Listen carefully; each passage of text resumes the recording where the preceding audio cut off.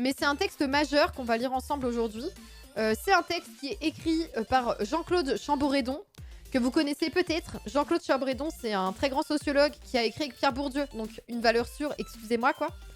Et donc du coup, il a participé à des travaux sur les études du monde rural. Et donc là, ce qu'on va lire ensemble, c'est diffusion de la chasse et transformation des usages sociaux de l'espace rural. Donc c'est un texte qui date des années 80, donc qui est un peu vieux, mais qui parle justement de, historiquement, comment est-ce que la chasse a pu se structurer. Ok, donc un vieux, exactement, un vieux. Un stream est prévu pour les élections ? Eh ben écoute, pendant que ça parle de la campagne présidentielle, nous on parle de la campagne tout court, et on a décidé de faire une contre-soirée parce qu'on en a absolument rien à battre des élections de merde. Voilà, Nick. Si vous avez envie d'entendre parler des élections, allez sur 90% du Twitch Game qui parle de politique, puisqu'il ne parle que de ça. Ça fait du bien de faire autre chose aussi. Et puis si vous avez vraiment envie d'avoir de la sociologie électorale, parce que les élections ça vous intéresse, de comprendre pourquoi les gens y votent, pour qui, machin et tout, vous avez sur la chaîne de rediffusion tout un cycle de lecture qui s'appelle Les sens du vote, qu'on a réalisé au début de la campagne, donc il y a longtemps maintenant, parce que la campagne elle est interminable. Je vous mets le lien, si je me connecte mon cerveau, je vous mets le lien de la playlist dans le chat, ok? Les sens du vote, rapport au vote des jeunes de classe populaire, des classes supérieures, devenir de droite, obligé de voter Sarkozy, le jugement des électeurs, la lassitude face à la politique, bref, allez regarder du coup les sens du vote, allez écouter ça. Vous avez, je sais pas combien d'heures de contenu, parce qu'il y a 6 vidéos de 4 heures, donc démerdez-vous. Mais moi du coup je fais autre chose, j'en ai marre. J'ai décidé cette année, c'est assez. C'est assez. Non, mais c'est un choix, en fait. C'est un choix politique de faire autre chose pendant les périodes d'élection que de parler des élections H24. Parce qu'au bout d'un moment, ça invisibilise aussi plein d'autres choses. La vie continue, hein. Bon. J'avais partagé cette playlist à l'instant à une pote. Ah. J'espère que vous allez voter quand même. C'est bon, j'ai atteint mon point de rupture. J'ai atteint mon point de rupture. Niquez-vous. Donc, c'est parti. Donc le travail de Chamboredon, c'est un travail qui a été réalisé il y a longtemps, qui a été publié dans les années 80, mais qui parle des chasseurs des années 50-60, là, et donc qui essaye de comprendre comment en zone rurale, la vie a pu aussi se structurer autour de la chasse. Courage, c'est bientôt fini. Ouais, c'est compliqué. Hein. J'ai hâte, hein. Franchement, je compte les jours. Hein. 1 semaine et demie, on va tenir. Enfin, 1 semaine et demie. Non, parce qu'il y a le deuxième tour aussi, mais bon. Et donc, on va regarder ensemble. Je vais commencer du début, peut-être. Ah, putain. J'avais oublié qu'il écrivait comme ça. Peut-être qu'on aura un backup plan. Un backup plan qui consiste à aller lire ce que j'ai écrit sur la chasse avec Lucas quand on a fait notre enquête sur la chasse plutôt que de lire Chamboredon. On va essayer de lire Chamboredon et on va voir. Et si jamais on fait une forme de repli. Certes, mais il ne faut pas se plaindre qu'on nous nique les services publics si on accepte que les libéraux soient au pouvoir sous prétexte que les élections, c'est de la merde. D'accord. Ok. Ok. Donc il y a 3 types de problématiques, chacune pouvant se dégrader en une thématique ethnocentriste qui sollicite les interrogations sur la chasse et risque de détourner de l'analyse sociologique de la signification actuelle de la pratique. Donc vous voyez comment Chamboredon il écrit ? Eh ben c'est un enfer. Il a écrit avec Bourdieu, c'est normal, c'est un enfer à lire. Donc, on va aller directement sur les effectifs de la chasse. Ce qui est important à savoir, c'est que la chasse, à la base, on en avait parlé la dernière fois, la chasse, à la base, c'est un truc de noble. Et tout le monde ne pouvait pas pratiquer la chasse. Du coup, la chasse, au sortir de la Révolution française, a été ouverte aux classes populaires, aux gens qui ont beaucoup moins de moyens. Et progressivement, on a eu une intensification comme ça du nombre de chasseurs. Et donc ça, c'était un loisir, enfin c'était une pratique en tout cas, qui était aristocratique à la base, ou bourgeoise, mais en tout cas qui n'était pas accessible à toutes et à tous. Les gueux n'étaient pas chasseurs mais braconniers, exactement.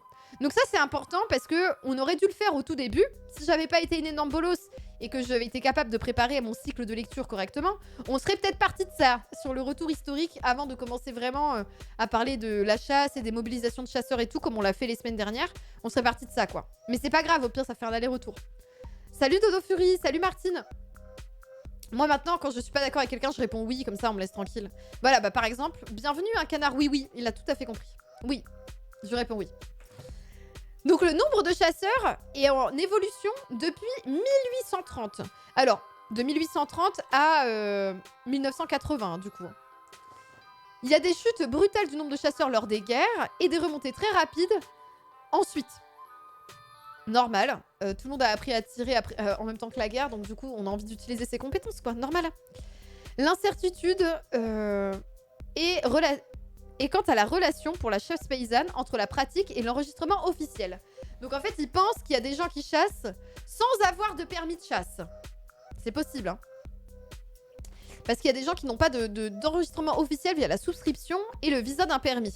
Le coût de cette activité, permis et fusil, la fréquence que l'on peut supposer à des techniques de prélèvement du gibier par piégeage chez les paysans, suggère de voir dans cette croissance le résultat de la diffusion d'un loisir aristocratique dans la bourgeoisie terrienne, puis dans la moyenne et petite bourgeoisie urbaine. Donc au début... Ok. En fait, il dit qu'au début... C'est bien de voir que tu apprends des trucs aussi. Oui, j'apprends des trucs en faisant les streams. Hein. C'est le principe des live lectures de sciences sociales. Si vous êtes jamais venu, je lis des choses que j'ai pas lues avant. Je découvre avec vous. C'est du react, mais de lecture en fait. Hein. Donc là, moi, je découvre avec vous et j'apprends des trucs en même temps. Sinon, j'arrive pas à lire par moi-même des fois certains sujets parce que je me dis « Oh, ça serait trop bien de lire ça » et puis j'ai pas le temps. Donc du coup, je le fais avec vous. Hein. Les grands-pères qui avaient des fusils non déclarés. Voilà, exactement. En fait, c'est ça. Donc là, il est en train de dire que le nombre croissant de chasseurs, donc là, par exemple, en 1930, on a 1 600 000 chasseurs. Alors qu'en 1830, donc... Allô 100 ans avant, on n'avait que 44 000 chasseurs. Donc on passe de 44 000 chasseurs à 1 609 983 chasseurs, qui est une hausse énorme, même si c'est en 100 ans, quand même. Donc, ce qu'il dit là, c'est que l'hypothèse, c'est qu'il y a de plus en plus ce loisir aristocratique qui était la chasse, est devenu un loisir qui a été partagé, pas juste par les nobles, mais par les bourgeois. Les bourgeois qui possèdent des terres, donc la bourgeoisie terrienne, par les petits bourgeois, la moyenne bourgeoisie, urbaine aussi, qui vont aller à la campagne pour chasser les week-ends, et qui a aussi progressivement un meilleur enregistrement des chasseurs paysans. Donc les chasseurs paysans vont avoir une pratique de plus en plus officielle et vont avoir justement le permis de chasse et l'inscription du coup à une association de chasse. Alors qu'à la base, ils étaient considérés comme des braconniers. La déclaration avec la chasse et permis est liée chez les paysans à la constitution comme un loisir affiché, plus longuement pratiqué que ce qui pourrait n'être qu'une technique de prélèvement. Donc en gros, quand ils ont le permis, c'est que c'est un loisir pour eux, et quand ils piègent les trucs, c'est qu'ils ont faim, quoi. Technique de prélèvement, c'est... voilà.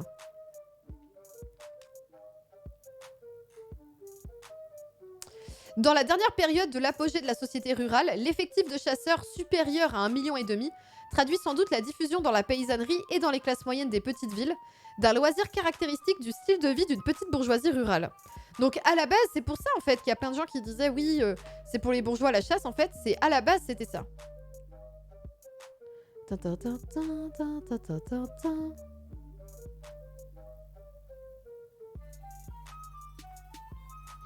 Tu peux respirer, Grégor, hein. Tu seras toujours un moins gros troll que moi. Je pense que tu peux abandonner dès maintenant. Hein. Je pense. Hein.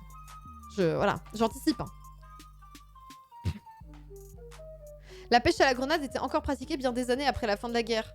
Mais c'est à la grenade, la pêche, ou à la...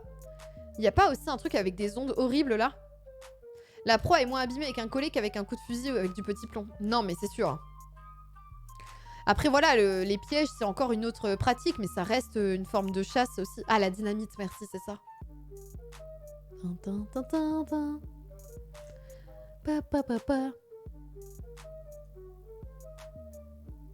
Ah, ça fait des clips de moi quand je fais des doigts d'honneur. Mais après, on va dire encore que je suis vulgaire et qu'il faut pas collaborer avec moi. Oh là là. Salut Casté. La grenade qui envoie une onde de choc. Tout ce qui explose. Mais la dynamite aussi, c'est une onde de choc, quoi, finalement, après. Vue pêcheur à la batterie sous mes yeux dans la Drôme. Attends, à la batterie? C'est quoi exactement? Vulgaritaire.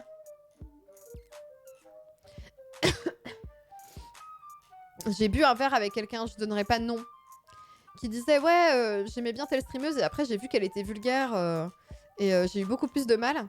Et je me suis dit, mais tu sais avec qui t'es en train de boire un verre ou pas? Il parlait pas de moi, il parlait de quelqu'un d'autre, mais je me suis vraiment dit... Mais tu peux pas me dire ça à moi, enfin... Je vais pas aller dans ton sens, en fait. Du coup, j'ai juste fait... Ah, j'ai fait comme ça avec la tête en mode... Ah ouais. Compliqué, ouais.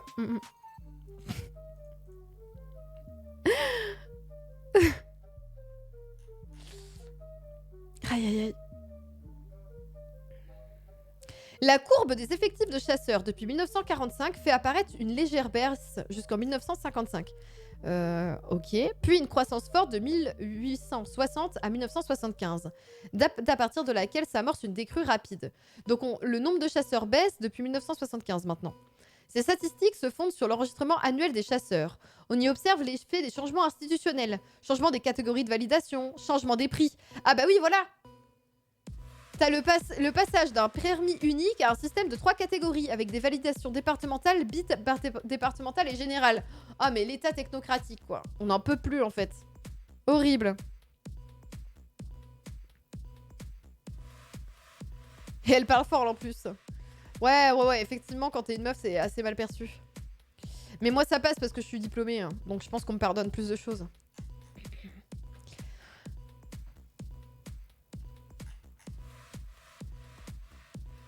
Il y a aussi une période de décroissance de la population rurale au début des années 60 qui correspond à un moment où la courbe de chasseurs est nettement ascendante. Mais je comprends pas. T'as moins de personnes qui vivent en campagne et t'as plus de chasseurs? Peut-être proportionnellement, c'est bizarre. On peut faire l'hypothèse que cet accroissement correspond dans une période de fort exode rural à un double mouvement. Développement chez les ruraux migrants d'une pratique qui permet de garder un lien étroit d'appartenance avec la commune rurale d'origine. Ah! Oh! Ils ne vivent plus en campagne, mais ils reviennent à la campagne pour chasser. Non, parce que, en fait, c'est pas proportionnellement, parce qu'il y a de plus en plus de permis de chasse. Donc, du coup, il suffit pas qu'il y ait que les chasseurs qui restent. Merci, Powi, pour les 14 mois de soutien. Il faut me couper. Ouais, je pense qu'en fait, ils vont aller vivre dans la ville à côté et le week-end, ils rentrent chasser. Non, c'est pas résidence secondaire, parce que c'est pas forcément des gens qui ont un plus haut niveau de vie. Mais je pense qu'en fait, pour garder un lien avec... avec leurs proches et avec leur lieu d'origine, de naissance et tout ça, ils vont y chasser en fait. Merci beaucoup Powi pour les 14 mois, je vais mettre des petits points levés dans l'autre saute. Je pense que c'est ça. Donc du coup, on a décroissance de la population rurale début des années 60 et augmentation de la courbe du nombre de chasseurs. C'est l'activité le week-end, voilà exactement. Donc l'hypothèse de cet accroissement, c'est quand il y a un fort exode rural et que les gens ils quittent la campagne, il y a un double mouvement. Donc déjà, les personnes qui sont parties de la campagne continuent une pratique qui leur permet de garder un lien avec leur commune rurale d'origine. En fait, il y a une valeur symbolique à la pratique de la chasse qui est très importante. Et à l'intérieur de la population rurale qui reste du coup en campagne, il va y avoir certaines catégories de population qui vivent en campagne qui vont se mettre à chasser, comme les retraités, des ouvriers ou des employés, qui vont avoir un usage loisir de la campagne. Voilà. Mon beau-frère est chasseur et je n'aime pas ça. D'un autre côté, il y a des personnes qui connaissent la nature comme lui. Très bien. Il limite à la perfection le cri de chaque animal. Très bien, super. C'est pas le sujet, nickel.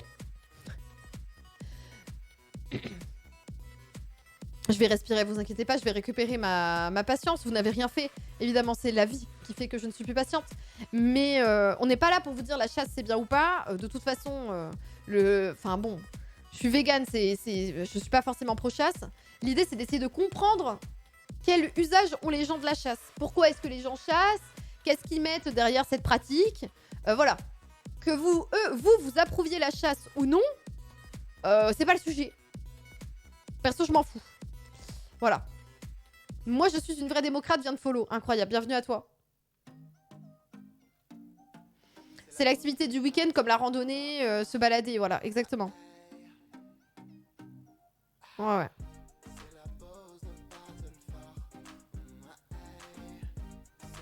Par contre, oui, si vous voulez, vous pouvez en parler entre vous de ce que vous pensez de la chasse ou pas, est-ce qu'il faudrait l'abolir ou pas, mais pour le coup, oui.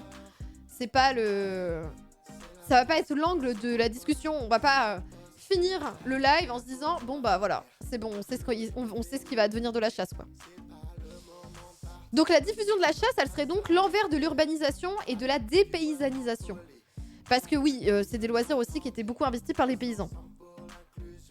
La carte montre une variation du nombre de chasseurs une croissante force dans des zones de plus grande urbanisation ou à périphérie de zones fortement urbanisées. Donc les gens vont effectivement chasser le week-end alors qu'ils habitent en ville.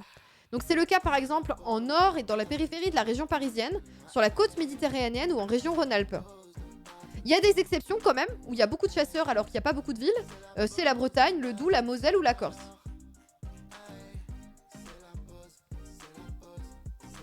Les paysans, il leur reste pas beaucoup. Non, mais en 1930, 40, 50, 60, il y en a plus quand même. Maintenant, oui, c'est clair. Du coup, aujourd'hui, on a complètement perdu des usages paysans de la chasse, oui. Ça, c'est quasiment sûr.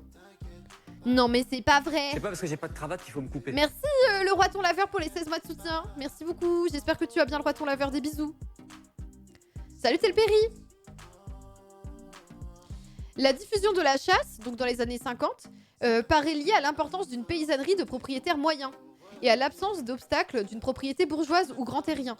Alors oui, parce qu'il y a un truc en fait, la chasse en France, il y a beaucoup de territoires, de terres qui sont utilisées pour chasser, notamment par les paysans, qui sont des terres qui ne sont pas propriétés terriennes privées. Et donc du coup, plus vous avez de territoires qui sont privés et qui sont des propriétés bourgeoises, de grands propriétaires terriens, moins vous pouvez avoir une généralisation de la pratique de chasse. Et donc voilà, la diffusion de la chasse, elle paraît liée à l'importance d'une paysannerie et de propriétaires moyens. Il y a aussi l'absence d'obstacles qui permet de développer la chasse, absence d'obstacles qu'une propriété bourgeoise ou grand terrien peut opposer à la généralisation de la pratique. La chasse, c'est en fait un droit d'usage. Ok. Le propriétaire, il peut utiliser son droit de façon négative comme possibilité pour s'opposer à la libre chasse sur son terrain. Donc ça veut dire qu'il faut avoir des terres sur lesquelles les gens acceptent que l'on chasse pour qu'on puisse chasser. Et donc du coup, plus vous avez de propriétaires terriens qui peuvent faire des chasses privées dessus et filtrer qui est-ce qu'ils ont envie d'avoir, moins vous allez avoir de paysans qui vont pouvoir chasser.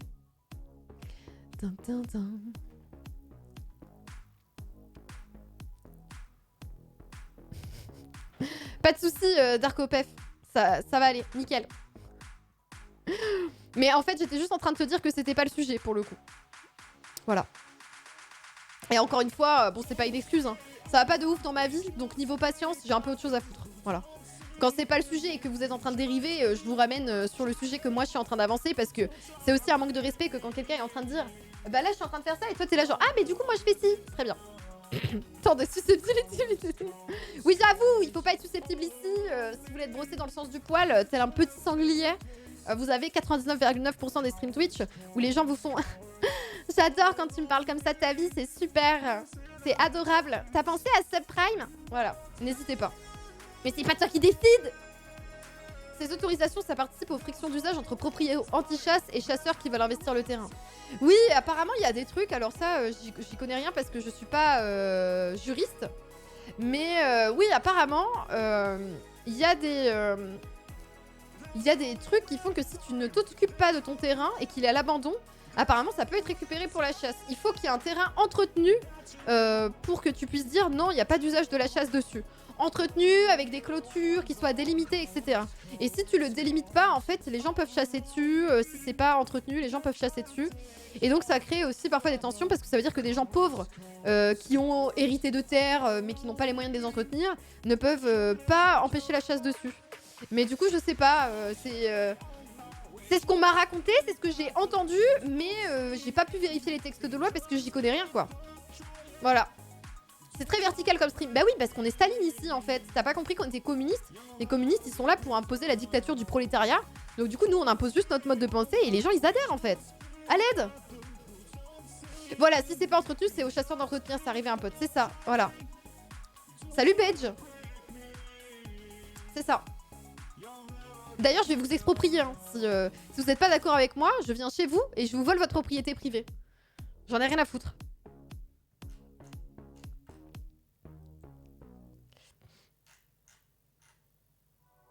C'est une vieille loi. Au Moyen-Âge, t'avais une sorte de gestion des propriétés comme ça où les terres à l'abandon pouvaient être réclamées par le seigneur voisin. Ah ouais? Désormais, il y a une cotisation annuelle à payer à la fédération pour interdire la chasse. Ah. J'ai un arc, je défendrai ma propriété. Je comprends. Taisez-vous! Ok. Mais si c'est chéros, pareil. Pour des gens qui ont pas la thune, ça va être compliqué. Déjà que les messages à bot de YouTube passent plus sur YouTube. Là, ça se... c'est écrit, non? Attends. Ouais, là, sur ce chat-là, c'est bon, ça marche. C'est l'autre le problème.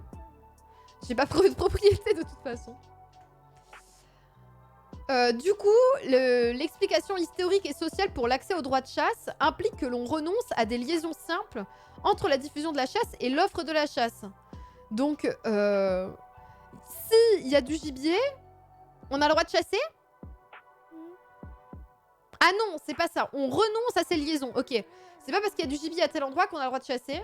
Il y a des explications historiques et sociales sur l'accès à la chasse, aux droits de chasse, en fonction des terrains. Ok. C'était l'inverse.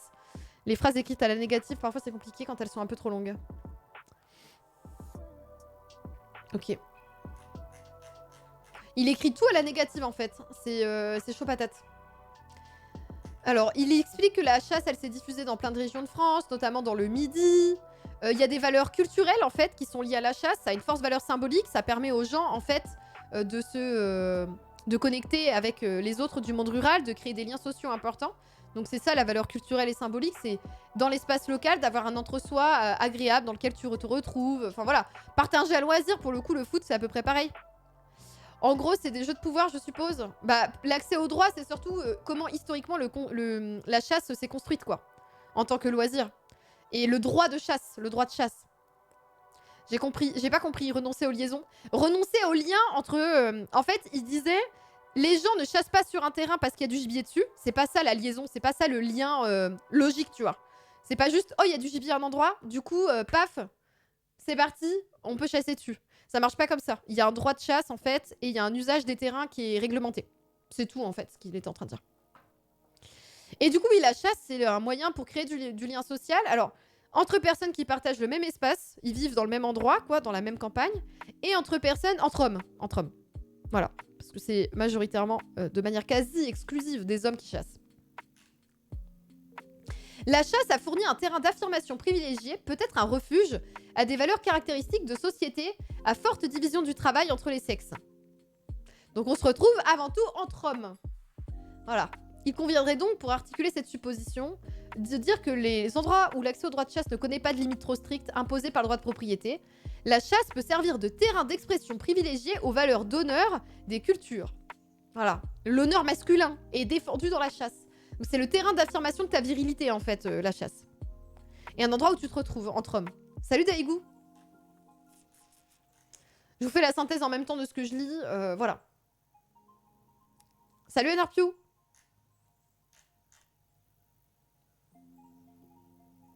Le fameux honneur des bonhommes, exactement. La fonction principale de la société de chasse communale pourrait être de symboliser la diversité des appartenances au moment où la participation à la vie politique locale et aux associations de loisirs tend à brouiller les distinctions entre les locaux et les nouveaux villageois récemment immigrés. Alors ça c'est important, quand tu arrives dans un village, c'est ce qu'on avait dit la dernière fois, tu peux être perçu comme un intrus quoi. Genre toi, ta famille elle a pas toujours vécu ici, on sait très bien que tu viens de Paris, que tu viens de machin et tout. Bref, on sait que tu n'es pas un autochtone quoi, globalement que tu n'es pas quelqu'un qui appartient à la vie locale. Et donc, dans les associations qu'il peut y avoir dans les clubs de campagne et tout, les personnes qui viennent de la ville, les néo-ruraux et tout, enfin les néo... ouais, c'est ça.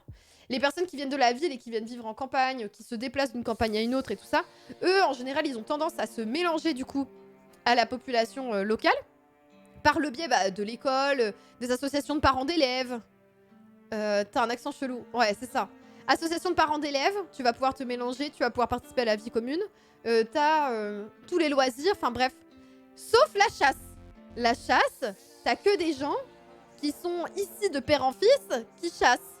C'est le loisir des gens qui ont toujours vécu ici, quoi. Salut Linkorep. Donc ça permet justement de marquer une frontière, en fait. Voilà, de symboliser une frontière entre ceux qui appartiennent de base à cette zone locale, à cette zone rurale, et les autres. Les gens du coin qui connaissent les coins, exactement. Donc on a une définition de l'appartenance qui peut s'affronter, ça peut rentrer en lutte. Et du coup, voilà, tu appartiens au village et tu peux défendre ton identité villageoise face aux autres. Le taux d'étrangers, donc les étrangers, hein, c'est des personnes qui parfois viennent juste du village d'à côté, membres de sociétés de chasse, est très variable, mais il est très peu significatif. Donc il y a très peu de personnes considérées comme étrangères au village qui font partie des associations de chasse. La caractéristique de la société de chasse est justement de produire des catégories qui permettent de mettre en place des statuts entre l'autochtonie et l'étrangeté. Très bien. Donc l'autochtonie, c'est des gens qui sont du coin, quoi. C'est les gars du coin. Et l'étrangeté, bah, c'est des personnes qui viennent d'ailleurs. Les Parisiens, on les détecte à l'accent. On les détecte au manque d'accent parfois aussi. Mais c'est vrai qu'il y a un accent parisien en vrai. Juste, je me demande s'il est pareil pour tout Paris. Parce qu'il y a quand même un truc spécifique. Il y a quand même un truc spécifique dans les classes populaires parfois. Salut le Century Pirate.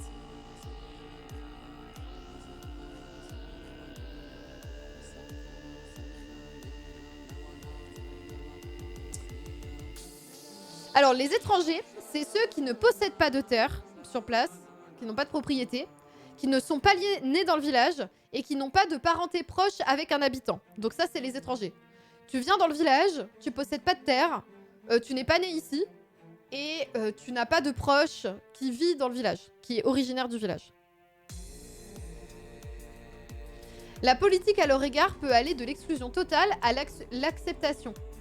Malthusienne, ça veut dire quoi? Genre, t'acceptes vite fait? Ah, c'est une acceptation précédée d'une mise à l'épreuve. Ah, on teste quand même, on vérifie. On vérifie si tu peux appartenir au groupe. Hein. Il y a des invitations journalières pendant une saison ou deux avant qu'ils puissent prendre leur... Ah oui, d'accord. Ils les invitent à chasser pour tester, mais ils peuvent pas prendre vraiment leur adhésion à l'assaut. Ok. L'exigence d'une pratique de parrain. Ils sont introduits par des parrains. Ah ouais. Des parrains qui sont des personnes qui se portent garantes de la moralité et du bon esprit de ces chasseurs. Nés dans le village, maintenant, ça devient compliqué. Bon, ça dépend. C'est quoi le rapport avec Malthus? J'en sais rien, du coup, j'en ai rien à battre. Mais en gros, quand je comprends pas un truc dans un texte et que c'est pas essentiel, je passe à autre chose en général. Parce que ça veut dire que c'est pas une info cruciale. Mais là, par exemple, quand tu n'es pas né dans le village, quand t'as pas de proches dans le village, ou que tu ne possèdes pas de terre dans le village, et que tu veux chasser, tu vas être testé pendant 1 ou 2 ans, et tu as des parrains. Du coup, t'as un parrain, en général, quelqu'un qui vient vérifier que tu te comportes bien et que tu peux être introduit dans le groupe. Mais en attendant, on te tolère, quoi. Tu n'es pas pleinement inclus. Alors, pourquoi est-ce qu'il y a cette surveillance des nouveaux chasseurs qui sont étrangers au village?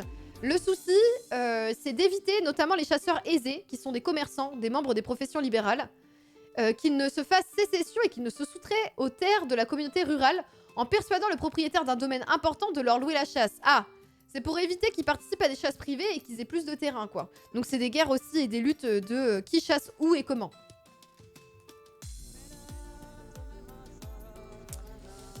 Il y a aussi une restriction, la crainte que ces chasseurs ne se livrent à des prélèvements excessifs de gibier, qu'ils soient parfois virtuoses ou spécialisés dans des chasses de gibier nobles fortement valorisées. Comme c'est des gens qui sont de classe sociale plus supérieure, aisés, commerçants, profession libérale et tout, on a peur en gros qu'ils se mettent à chasser et que ce soit des meilleurs chasseurs et qu'ils aient l'habitude de tuer certains gibiers qui sont plus valorisés. Et voilà. Et donc on a peur qu'ils soient un peu indisciplinés et que ça soit compliqué de les gérer. Donc les propriétaires, les personnes qui possèdent des terres, ils vont être une catégorie privilégiée à l'intérieur du groupe des chasseurs parce que ils aident du coup le groupe de chasseurs à obtenir des droits de chasse sur certains terrains.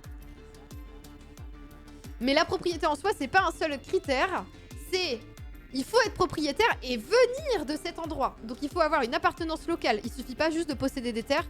Le mieux, donc ça c'est pas pour les étrangers, hein, c'est pour les autres, pour être inclus dans la société de chasse pour de vrai, il faut posséder des terres et il faut du coup appartenir au village. Y vivre de manière durable. Soit appartenance locale en mode on est né ici, soit résidence durable, y vivre. Donc ça permet d'éviter la résistance des personnes locales, quoi, et qu'au contraire, elles valorisent l'entrée dans la société, dans l'association de chasse.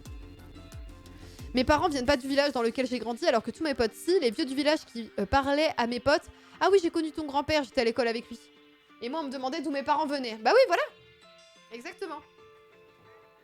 La base, ça.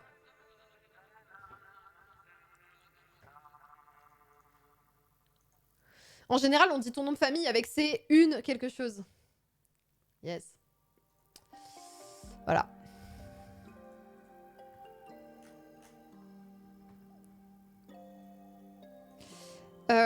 Alors, l'appartenance locale, ça peut être conféré par la naissance. Donc les natifs, ça va être les membres les plus actifs des sociétés de chasse, en général des gens qui sont nés du coup dans le village et qui vont avoir une appartenance locale.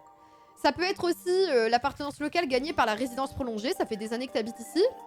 Et mais si ça fait des années que tu habites ici, il faut quand même qu'il y ait eu un processus avec un travail d'intégration. Tu n'arrives pas comme ça pour chasser, il faut quand même que tu sois introduit et que tu sois testé et voilà. Et que tu subisses du coup toutes ces étapes-là avant. Incroyable.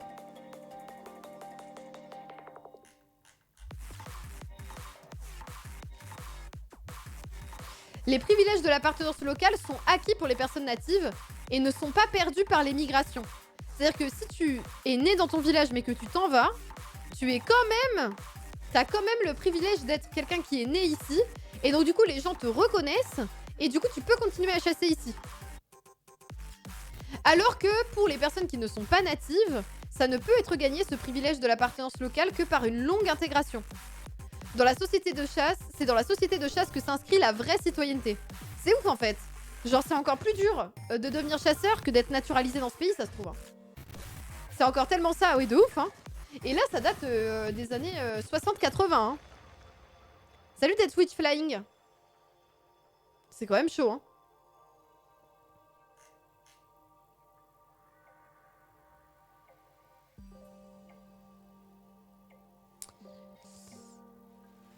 Alors, je lis en diagonale voir s'il y a autre chose qui m'intéresse. Mais ça, je trouve ça ouf que tu sois né ici et que du coup, c'est bon, tu peux faire ce que tu veux, tu peux revenir chasser, les gens te reconnaissent et tout, même si tu es parti. Pas étonnant après de s'attacher fortement à une identité que t'as galéré à acquérir. Bah après, pour les gens qui sont nés là, elles ont... Enfin, tu vois, elles sont juste nées ici, donc du coup, elles ont des droits parce qu'elles sont nées ici, mais en vrai, elles ont rien fait pour quoi que ce soit, quoi. Je sais pas pourquoi j'ai décidé de... Il y a un truc qui me gêne sous mon bureau. Je vais aller chercher de l'eau, et comme ça, je peux lire la suite. Oui, maintenant, il y a des spots publicitaires pour attirer des nouveaux chasseurs. Mais même avec les spots publicitaires... En fait, si tu veux, pour répondre à ça, Père Castor, ouais, on a regardé la dernière fois des spots publicitaires pour attirer des nouveaux chasseurs. Le truc, c'est que ça vient de la fédération de chasse. Le problème, c'est que la fédération de chasse, elle, forcément, son but, c'est d'essayer d'avoir le plus d'adhérents possible. Mais ça veut pas dire qu'il n'y a pas des résistances dans l'espace local, dans les villages, dans les zones rurales. Et donc, en fait, si tu veux, les décisions qui sont prises par la fédération de chasse versus ce qui se passe au concret sur le terrain, c'est un gouffre, en fait. Il y a un gouffre. Voilà. Et donc, en plus, c'est ce qu'on avait vu la dernière fois aussi, les personnes qui sont dans les associations de chasse locales, elles sont souvent très critiques de la fédération, parce que la fédération, c'est souvent des gens qui sont beaucoup plus bourgeois, qui ont un niveau de vie beaucoup plus élevé et qui sont considérés comme complètement déconnectés des besoins des chasseurs. Parce que des fois, ils te donnent des quotas, du coup, tu sais, de prélèvement, enfin d'animaux à tuer, quoi. Et donc, du coup, voilà, il y a des luttes, il y a de dire, bah nous, on veut prélever plus, eux, ils ont prélevé trop, gna gna gna, bref. Il y a des sociétés de chasse, donc des associations de chasse qui ont des mauvaises réputations. Enfin bref, il y a tous ces enjeux un peu de pouvoir là. Et les spots publicitaires, ils sont pas ultra représentatifs de aujourd'hui, comment est-ce que c'est perçu dans les villages, comment est-ce que tu vas être intégré à un groupe. Quand tu es dans un entre-soi rural, les gens ont quand même tendance à préserver cet entre-soi et c'est très long et très compliqué de faire sa place, quoi. Ça, c'est pas quelque chose qui a beaucoup bougé, pour le coup. Après, il faudrait mesurer, quoi. Il faudrait pas juste le dire comme ça, mais aller vérifier à quel point ça a bougé ou pas. Sur ce, je vais aux toilettes et je reviens. Quel con! Oh mais il est mort! Quoi? Mais il est mort comment? Bon bah écoutez... Pour la République! Ah, pour l'Empire!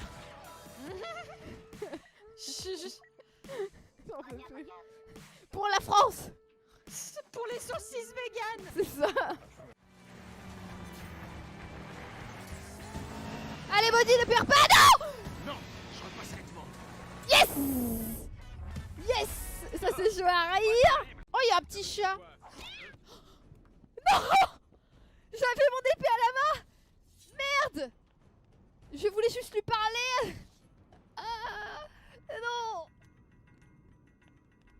il y a une musique de l'angoisse. En plus, genre, t'as fait un meurtre horrible. Non, je voulais pas. Tout mais pas ça. Petit chat. On peut pas bouger le cadavre pour le cacher. Il était là à côté du poisson. En plus, il voulait sans doute prendre son repas tranquillement. Oh, le cri. J'ai pas fait exprès.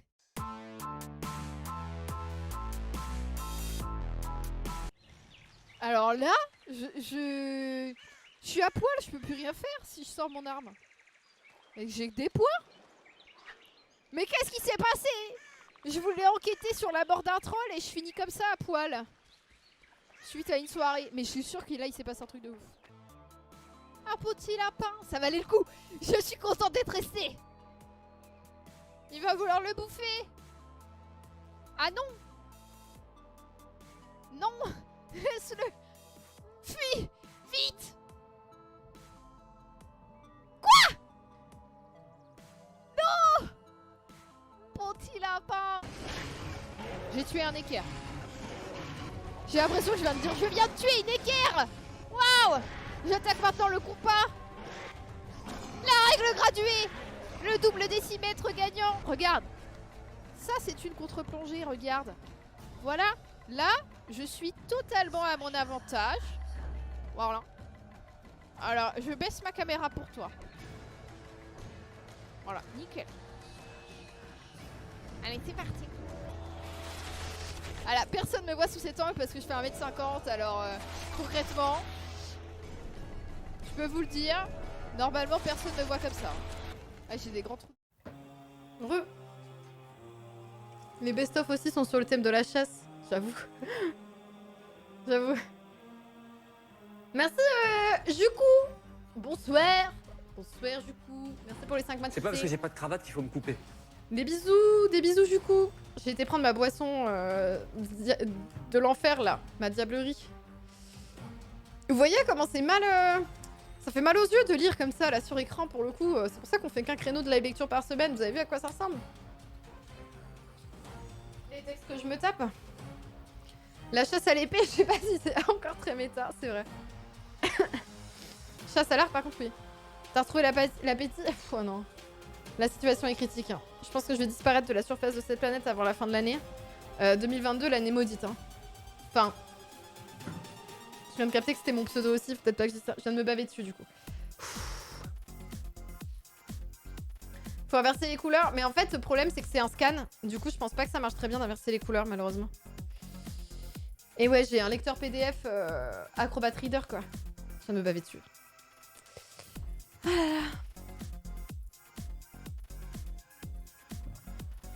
Mais c'est un scan. Malheureusement, c'est un scan, donc c'est compliqué de mettre en mode sombre. Mais c'est pas grave, c'est pas grave. Je suis pas sur mon navigateur web, là. Je suis sur Acrobat... Adobe Acrobat Reader. Pour faire des recherches aussi plus facilement. Et puis vous avez tout le plan comme ça qui apparaît. Merci Villifant. Incroyable. Merci pour les 13 mois de soutien. Des bisous. C'est pas parce que j'ai pas de cravate qu'il faut me couper. Ça va aller la fatigue visuelle, hein. Vous inquiétez pas. Hein. Donc le village, en fait, ça reste un lieu d'affirmation statutaire, en fait. Tu montres ton statut d'appartenance au village et ça devient un lieu d'affirmation de son statut qui est complémentaire ou qui permet de compenser le classement économique et social sur le terrain urbain. En gros, t'es un ouvrier de la ville, tu rentres à la campagne pour aller chasser et là, par contre, tu es quelqu'un qui est valorisé dans le village. Donc du coup, ça permet de compenser comme ça le manque. Donc les signes d'appartenance vont être cultivés avec d'autant plus de soin quand ça permet de compenser le statut économique et social. Les classes populaires qui vont comme ça pouvoir être valorisées par la pratique de la chasse et leur reconnaissance dans l'espace local. Pour toute catégorie de ruraux en voie d'urbanisation partielle ou temporaire, c'est l'expérience du double scène sociale qui se généralise. La scène urbaine, donc c'est le lieu de travail, et la scène villageoise, lieu des appartenances symboliques et des affirmations statutaires. Donc ça c'est hyper intéressant. Tu obtiens un statut dans le monde et tu vas être valorisé par le biais de ton appartenance à un village. Oui, viens. Et les loisirs et les signes d'appartenance que tu as qui te permettent de t'identifier à ce village. Ouais, voilà, le livre il date de 82, il n'a pas été pensé pour être lu en format PDF, malheureusement. Exactement. C'est bien le problème. Faut mettre des lunettes de soleil alors. J'hésite. Oui, Minou. Tu viens chasser? Tout à fait. Regardez-moi. Je suis un fidèle chasseur. Cette gueule. Alors. Une des fonctions importantes de l'affiliation à l'association de chasse communale, c'est d'offrir un terrain où peut s'affirmer cette appartenance villageoise. Ainsi se précise le contenu et le sens des relations que l'étude de l'évolution récente des effectifs de chasseurs a suggéré. Si la diffusion de la chasse est apparue comme le parallèle à l'urbanisation rapide de la France, la croissance des effectifs particulièrement élevée dans les zones fortement urbanisées, c'est au caractère particulier des processus de déruralisation partielle qu'il faut l'attribuer. En gros, on a de plus en plus de gens qui vivent en ville, mais on a aussi de plus en plus de chasseurs parce que ça leur permet de compenser le fait qu'ils n'aient pas de forme de reconnaissance en ville. Et du coup, ils vont avoir toute une appartenance villageoise et des loisirs à la campagne le reste du temps. L'œil du tigre, vous avez vu ça? Ouais, t'es gentil quand même. T'es mignon.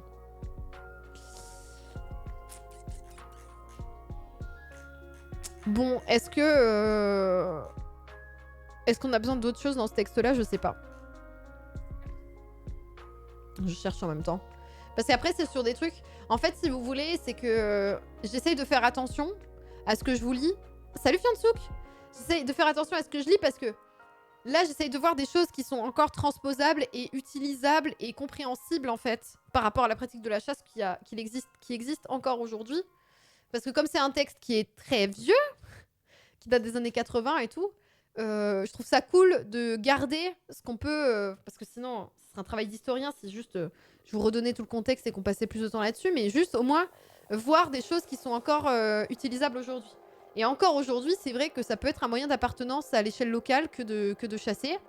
Et c'est pour ça qu'il y a des gens dans le chat qui disaient moi je suis prof et les gens, des jeunes au collège et au lycée, les garçons ils chassent tous et tout. Ils chassent tous. Et bah c'est pour ça aussi. C'est parce que ça leur permet d'avoir du coup une implication locale très forte et de se créer une identité en fait et un entre-soi. Et d'être valorisé aussi parce que comme il n'y a plus de fierté ouvrière parce que le monde du travail est complètement déstructuré, ce qu'on disait en début du stream aussi avec la précarisation, le fonctionnement à la tâche et tout, bon bah voilà c'est très compliqué d'avoir des lieux de sociabilité comme pouvait y avoir avant à l'usine. Et donc, tu te retrouves à avoir un lieu de sociabilité qui est celui de la chasse et qui te permet de rencontrer des gens qui partagent le même loisir que toi, qui habitent dans le même espace, qui partagent le même mode de vie et de fonctionnement, quoi. Ça va, Minou? Tu perds tes poils, hein. C'est l'enfer, là. Tu les perds pas paquet de 12, là. JPEP, en fait.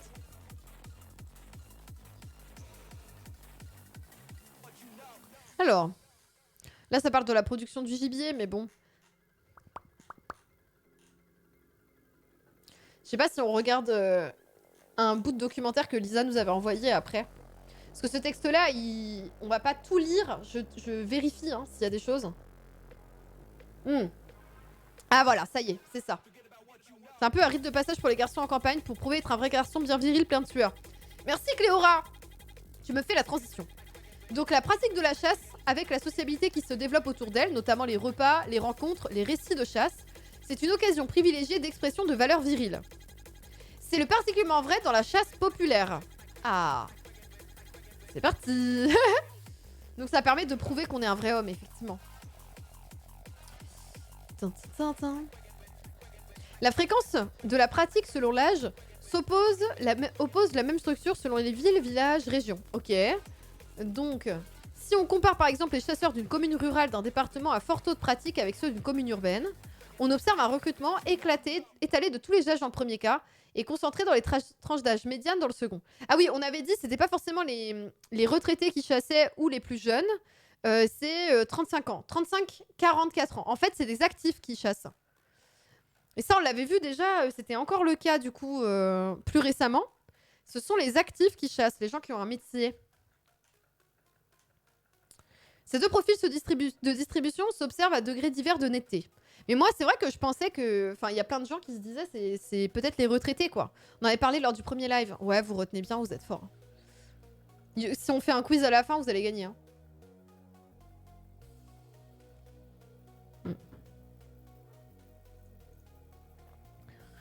Les retraités ne chassaient plus. Bah, il y en a qui chassent, mais... C'est vrai que... Moins que ce qu'on imagine. Finalement, tu te retrouves plus isolé à la retraite. On est plus nombreux aussi en actif. Tu crois? Ça dépend des périodes. C'est vrai que, bon, les retraités dans les années 80, peut-être qu'ils mourraient plus. C'est une forme de socialisation en dehors du travail, ouais. Oui, les retraités qui perdent petit à petit leur lien social, ça on en avait parlé, ouais. Ouais. D'un côté, la chasse est un signe d'accession à la maturité virile. De l'autre, c'est un signe étroitement associé à la puissance sociale. C'est vrai ça? La puissance sociale? Incroyable. Dans la chasse populaire se trouve privilégiée l'expression de valeurs d'homme, le culte des armes, de la camaraderie, de la rivalité masculine. Petite équipe dans la chasse devant soi, groupe plus important dans la battue, dans la chasse et après la chasse. Donc ça veut dire que tu mets en place du coup tous ces... Ça va les hommes dans le chat là? Hein? Les valeurs des hommes, les vrais hommes. Culte des armes, camaraderie entre vous. Vous êtes solidaires entre vous quand même. Mais en même temps, vous êtes rivaux, quoi. Vous cherchez, vous vous mettez en compète. Et le fait d'être en groupe, quand même. De pas être isolé, d'être en groupe. Donc ça, c'est la chasse des classes populaires. La camaraderie. Je me sens pas concernée. La chasse bourgeoise, quant à elle, elle se prête à la symbolisation de la puissance sociale. Donc en gros, la chasse bourgeoise, c'est l'affirmation d'un droit sur un territoire. Donc en fait, c'est la propriété, quoi. C'est la suite de la propriété bourgeoise. Le prestige de l'utilisation de son territoire. C'est tu affirmes de manière ostentatoire ton autorité sociale dans l'action de chasse. Voilà. Et donc pourquoi? Parce que justement, les pratiques que font les chasseurs, elles sont liées à un service de relation entre la personne qui chasse, dans la chasse bourgeoise. Il y a une relation de service entre la personne qui chasse et les personnes qui font le travail pour elle. Les gardes et les rabatteurs. J'ai jamais chassé de ma vie, mais en vrai, je vois. Ouais. Donc ça, c'est notamment pour la battue, quoi. Pour la chasse à court, par exemple. Donc en fait, on va avoir une mise en place, un encadrement de la pratique dans la chasse bourgeoise, où ils vont chasser sur leur terre de manière ostentatoire, en se mettant en avant et tout. Et ils vont avoir des gens qui vont faire une partie du travail pour eux. Voilà. Et ça permet aussi, la chasse bourgeoise, de resserrer des relations entre différents groupes de la bourgeoisie. Donc ça permet aux bourgeois de faire du réseau, finalement. Nous, c'est de la camaraderie, les autres, c'est du réseau, quoi. Salut Lundaro. Vous connaissez le livre de Charles Stephanoff, L'animal et la mort sur la chasse? Non, pas du tout. On peut trouver plein d'analogies sans chasser. Non, mais on va finir par faire des lectures sur le foot. Parce que le foot, c'est exactement ça. Camaraderie, rivalité, groupe, et au lieu de culte des armes, culte de la performance, du coup. Et voilà, quoi. Et un endroit où tu te retrouves entre hommes pour faire des trucs.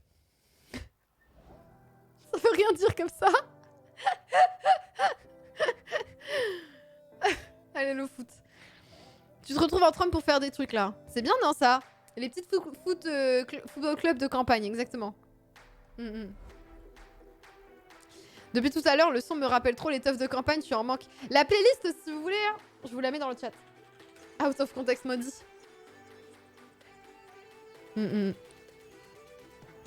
Donc oui, c'est vrai que, bon... La différence, peut-être, entre le foot et la chasse, de ce qu'on est en train de dire là, c'est peut-être que, justement... La chasse, il y a que des gens qui sont natifs qui peuvent le faire sans être contrôlés. Alors que le foot, admettons, tu viens d'arriver dans le village, tu peux inscrire ton gamin au foot, quoi. Et toi, tu peux être bénévole dans le club de foot, globalement, ça sera bien accepté. Alors qu'il y a beaucoup plus de contrôle et de surveillance pour la chasse. Peut-être aussi parce qu'il y a une question d'utilisation des armes et de prélèvement, donc de donner la mort à des animaux, de tuer des animaux. Et donc, ils avaient dit, ils se méfiaient quand même des gens qui allaient trop tuer, ils surveillaient les pratiques des gens, donc c'est peut-être pour canaliser aussi les nouveaux entrants, quoi. Faut te confier les prochaines campagnes de com à la Fédération Française de Football. Ouais, incroyable. Dans mon village, on avait aussi un club de handball. Moi, dans mon village, le truc qui était important au-delà du foot, enfin, le village à côté, c'était le basket. Mais oui, voilà, le sport, quoi. Le sport comme lieu de socialisation masculin aussi, c'est hyper important. Je continue. Donc la chasse bourgeoise, ça permet de nouer et de resserrer des liens entre différents groupes de la bourgeoisie. Donc il va y avoir une codification très stricte de la conversation entre eux, le caractère rituel des sujets de discussion. Ah oui, t'as pas le droit de parler de politique par exemple. C'est ça la politique. Les bourgeois ne parlent pas de politique entre eux. Attention, n'oubliez pas ça. La spécialisation des intérêts et des passions autour de la chasse qui ont pour fonction, dans la sociabilité qui se développe autour de la chasse, d'éviter l'expression de dissentiment ou de différences d'opinion philosophiques ou politiques. Ah voilà. Donc on chasse ensemble, on est entre bourgeois, on réseaute, on noue des relations, on a nos petites conversations routinières, mais surtout, on ne s'embrouille pas de conflit. Les bourgeois détestent le conflit. Donc on ne parle pas de politique, hein. Surtout pas. Salut Fanny Schneider. Alors que dans les associations de chasse, en général, ça parle de politique, ça tourne mal. Hein. Bah oui. La solidarité bourgeoise avant la politique, je pense, hein, clairement. Solidarité de classe, quoi. Donc dans sa forme populaire, la chasse est une pratique festive d'intégration du groupe des hommes. Donc ça, c'est la pratique de chasse pour les classes populaires. On s'intègre dans le groupe des hommes, c'est une pratique festive. Dans l'autre, dans la forme bourgeoise, c'est une pratique d'intégration de fractions de la bourgeoisie qui se prolonge et qui se diversifie les relations. Donc c'est une logique de consolidation d'une position sociale. D'un côté, c'est genre, trop bien, tu fais partie des groupes des hommes, vas-y, la camaraderie. De l'autre, c'est, trop bien, t'es un bourgeois, vas-y, on accumule notre position sociale de domination, là. On est bien, là. Un minou. Non, mais les bourgeois, même sans fusil, ils aiment pas le conflit.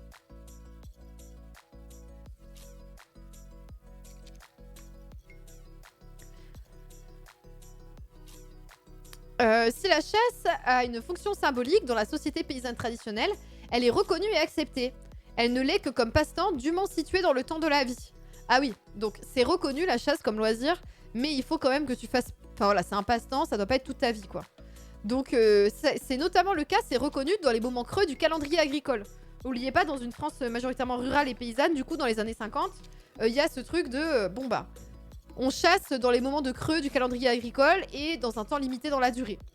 Les excès, à l'inverse, vont être des figures repoussoires. C'est des limites qui vont être considérées comme inadmissibles. Le fait de chasser en tout temps, c'est un loisir bourgeois, caractéristique des oisifs, et qui... D'accord. Et c'est des figures de la chasse qui vont être condamnées par les prolos au nom d'une morale du travail. Elle exclut la chasse comme loisir de riches. La chasse n'est donc admise que comme pratique modérée et circonscrite à un moment. Ça, c'est hyper intéressant. Comment la pratique de la chasse, ça va être perçu différemment. Les bourgeois, ils vont chasser toute l'année parce qu'il faut réseauter toute l'année, finalement, hein, sur leur terre. Les rallyes, je sais pas s'il y a... Est-ce que les Pinsons Charlot, ils ont fait des trucs sur les rallyes? Je sais pas qui d'autre aurait pu faire des trucs sur les rallyes. J'ai dit bonjour à Chéten, je sais plus. Bonjour, bonjour. Donc ça, c'est hyper intéressant que pour les gens de classe populaire en zone rurale, la figure repoussoire de la chasse, ça soit le loisir oisif qu'on fait n'importe comment, comme ça, quand on a envie. Et voilà. Et qui n'est pas circonscrit à un espace donné. Il y en a, ça, il me semble. J'ai jamais rien lu sur ça. Donc je sais pas du tout.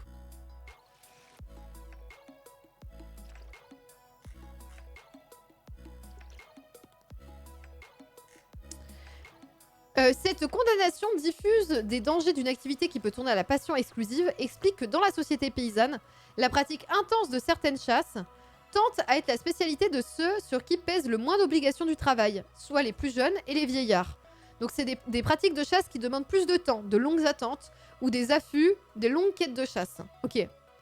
Donc en fait c'est marrant parce que même à l'intérieur des classes populaires, on va pas avoir les mêmes pratiques de chasse en fonction de est-ce qu'on a la possibilité et le temps de le faire ou pas, quoi.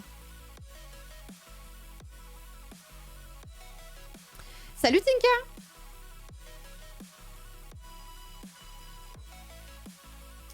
Pour les hommes mûrs, la chasse ne saurait être que circonscrite à des moments précis et souvent une occasion de réjouissance collective. Donc il va y avoir une ritualisation de la pratique de la chasse, une délimitation temporelle qui permet d'éviter les débordements d'une passion qui détournerait du travail. C'est hyper intéressant ça, que ça te ils ont peur que ça te détourne du travail. Mais enfin la valeur travail quoi. Pourquoi c'est aussi important pour les classes populaires? C'est peut-être pour ça qu'elles adhèrent aussi à des discours politiques de droite, en fait. Je viens d'y penser aussi.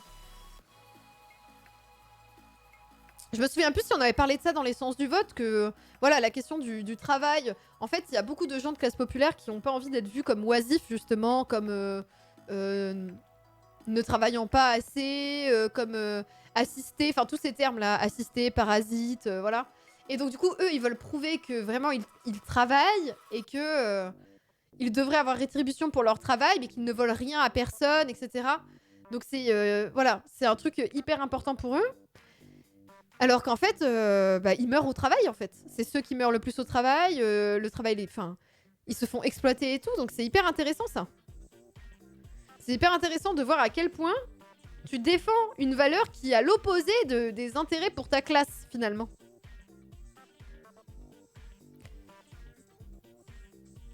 Salut, Liv C20.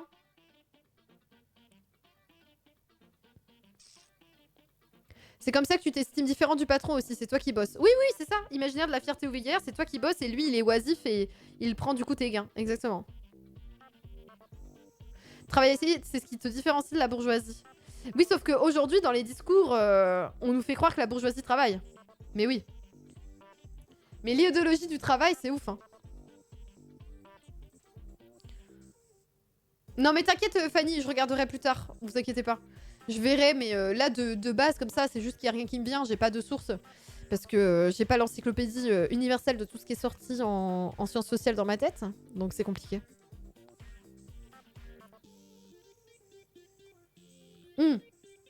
Fred Gallois qui dit dans les classes populaires, le travail est ce qui définit ta classe. C'est super structurant. Alors que pour les bourgeois, son appartenance de classe est plus liée à ce qu'elle est et à la culture bourgeoise. Moi, je dirais qu'elle est liée à la propriété.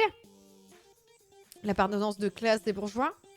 Mais je connais pas assez bien les bourgeois parce que c'est ceux que j'ai quand même plus de difficultés à étudier, forcément. Salut les Lizard. Salut Caprica. Non, mais des fois, il y a des sujets qui sont très éloignés de moi et pourtant, j'ai des sources en tête, même si je les ai pas lues. Parce que bref, je sais pas, j'en ai entendu parler et tout. Mais c'est vrai que sur les rallyes, à part là comme ça, les pinsons Charlot, il y a rien qui me vient. Celle qui possède, c'est ça, celle qui possède.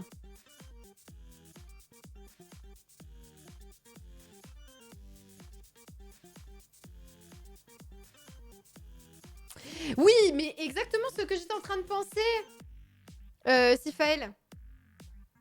Exactement ce que j'étais en train de penser. Il y a un grand changement traversé par la bourgeoisie au cours du dernier siècle.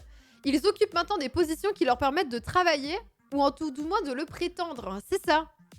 Et c'est pour ça qu'ils peuvent eux aussi s'accorder la valeur travail. C'est ça. C'est ça. Et non, en fait, c'est aussi pour ça qu'ils vont être moins perçus comme oisifs. Alors qu'avant, on était en mode, bon, bah clairement, ils s'accaparent nos richesses que nous, on produit. Là, maintenant, c'est beaucoup moins clair, en fait, ce lien-là. Aussi parce qu'on a beaucoup de métiers où on sait pas ce qu'on est en train de produire. Du coup, on est en mode... ok, donc c'est des bullshit jobs, là. Et t'es là, genre, bah, du coup, ça sert à quoi? On sait pas, mais ok. Et du coup, tu sais pas ce que tu produis. Donc, du coup, tu sais pas ce que c'est comme forme de travail. C'est pas concret, tangible et tout, quoi. Salut, Annie! Bref. Qu'est-ce qu'ils disent là? Hop. Les fonctions expressives de la chasse populaire, comme fournir un terrain d'affirmation aux valeurs d'honneur, s'accusent comme si la bureaucratisation de l'existence des ruraux en voie d'urbanisation poussait à constituer des zones refuges où s'expriment des valeurs menacées mais rémanentes. En gros, là, ce qu'est en train de dire Chamboredon, qui est l'auteur là qu'on est en train de lire, c'est qu'il dit que la plupart des gens qui vivaient en zone rurale finissent par aller vivre en ville, parce qu'elles n'ont pas forcément le choix pour le travail. Mais du coup, leurs valeurs, les valeurs viriles, les valeurs d'honneur, de fierté des zones rurales ont tendance à disparaître. Et la chasse, ça va être le lieu de réactivation de ces valeurs-là et d'expression de ces valeurs-là. Et c'est pour ça qu'on va avoir une augmentation des chasseurs dans les années 60. Salut Franck Brusset. Putain, mais c'est l'enfer là, les poils de chat. Hein.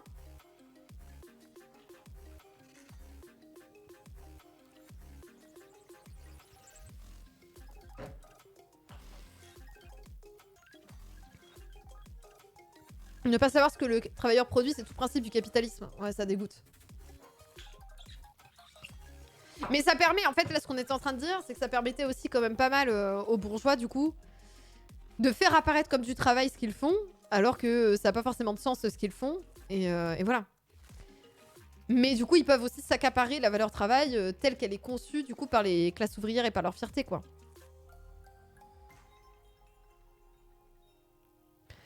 Vous interrogez sur pourquoi la valeur travail est aussi importante pour les classes populaires tout en continuant à argumenter que la bourgeoisie c'est mal parce qu'ils travaillent pas vraiment. Mais j'ai pas dit que c'était mal parce qu'ils travaillaient pas vraiment. C'est qu'ils volent le fruit du travail d'autrui. C'est ça le problème. C'est le marxisme de base, tu vois. Le problème, c'est qu'ils s'accaparent le fruit du travail des autres. On appelle ça l'exploitation, en fait. Le problème, c'est ça. Moi, si tout le monde ne pouvait pas travailler très bien, c'est juste qu'il y en a qui s'en sortent en exploitant le travail des autres. Genre à l'aide. Faut pas me faire dire ce que j'ai pas dit non plus, quoi. À partir du moment où tu viens à tes conditions matérielles de vie par le fruit de ton travail, je comprends que tu as envie de valoriser ça et que ça soit une forme de fierté. Le problème, c'est que quand tu te fais exploiter, quand tes conditions de travail, t'as pas de main mise dessus, et quand les décisions sont prises par des personnes qui, eux, ne sont là que pour te gérer, et leur travail ne consiste que finalement à vérifier que la main-d'œuvre est opérationnelle, bah tu te rends compte qu'il y a un dysfonctionnement quand même, quoi. J'ai pas pris comme une attaque personnelle, mais je te réponds du coup. Mais merci, mais vous inquiétez pas, je ferai les recherches pour le rallye. Je vais pas partir de toute façon en live lecture rallye maintenant, vous inquiétez pas. Merci.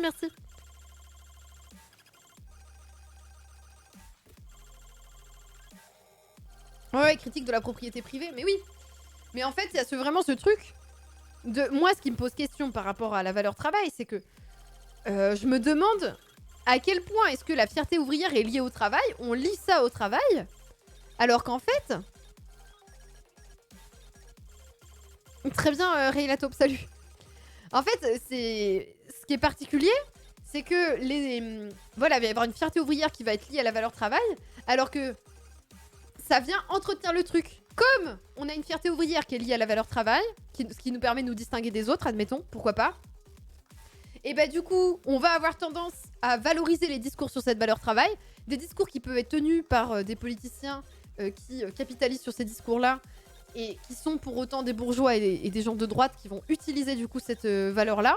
Et donc du coup, tu finis par adhérer à des positions politiques qui ne défendent pas tes intérêts parce que ça a le vernis de ce qui constitue ta fierté. Vous voyez ce que je veux dire ou pas?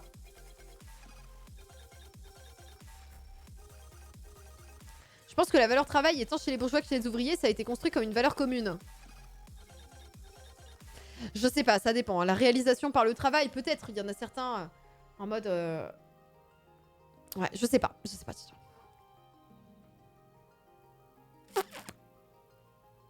La honte d'être au chômage, c'est des injonctions à bosser, même gratos. Ouais.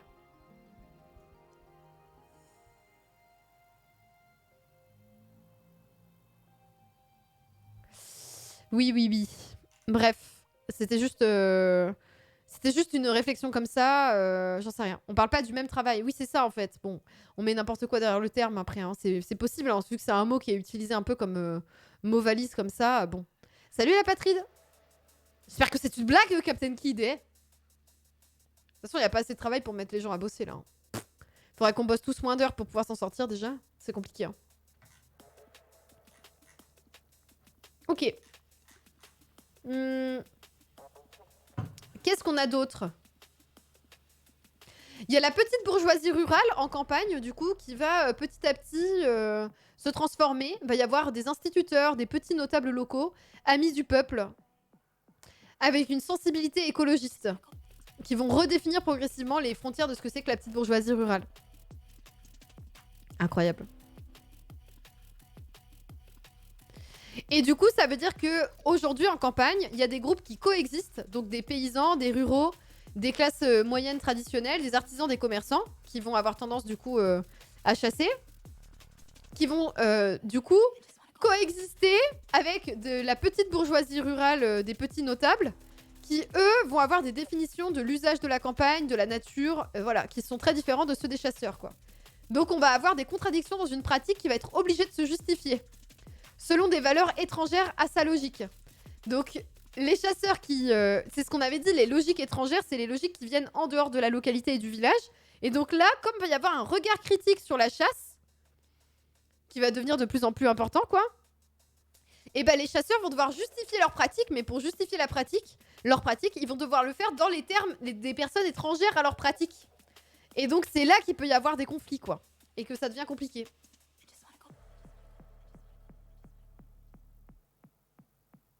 Mais oui, en fait, c'est ça exactement de Twitch. Ouais. La valeur travail, c'est étonnant comment elle perdure et se maintient alors que la gauche pourrait l'exploser. Mais oui, c'est ça qui me pose énormément de questions. Du coup, je me dis, est-ce qu'il n'y a pas... Enfin, voilà, ça m'est venu comme ça, là, je sais pas. Est-ce qu'il n'y a pas un énorme enjeu à retravailler? Enfin, un gros travail de redéfinition de la valeur travail, finalement. Est-ce que c'est pas le cœur du truc pour les classes sociales? De se sortir du prisme du travail ou d'en faire une critique fondamentale. Et c'est pour ça que les gens aiment bien Frio, je crois aussi. Hein. Même si c'est compliqué tout ça. Oh, salut Ventchamp.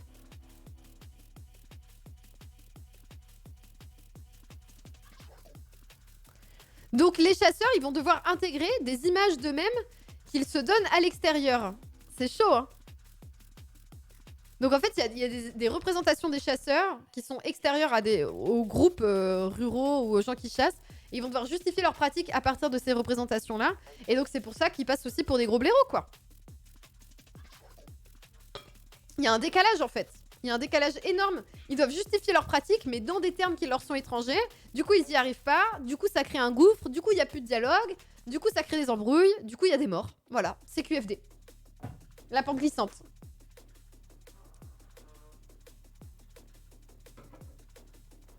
Il y a le mouvement Tengping en Chine avec une tentative critique globale du travail depuis 1 an. J'ai entendu parler du mouvement, mais je savais pas qu'il y a une critique du travail. Aussi globale. Très bien. Mais c'est marrant parce que la critique de la valeur travail, il y a eu ça aussi dans les années 60, quoi. Genre, restructuration complète du rapport au travail, questionner ce que c'est que le travail et tout. T'avais ça dans les mobilisations sociales dans les années 60. Enfin, 68. Mais oui. 68 et 70, quoi.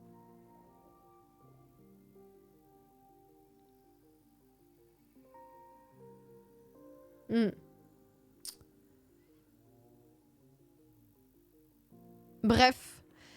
Aujourd'hui, la chasse populaire pour les gens qui pratiquent la chasse, elle a un coût parce qu'elle est profondément étrangère aux valeurs du reste de la société qui, elles, du coup, mettent en avant des valeurs plutôt éthiques, voilà. Spectacle naturel, la beauté de la nature et tout. Et donc les chasseurs passent pour des gros blaireaux barbares, quoi. Leur manifeste traduit en anglais est sorti cette semaine. D'accord.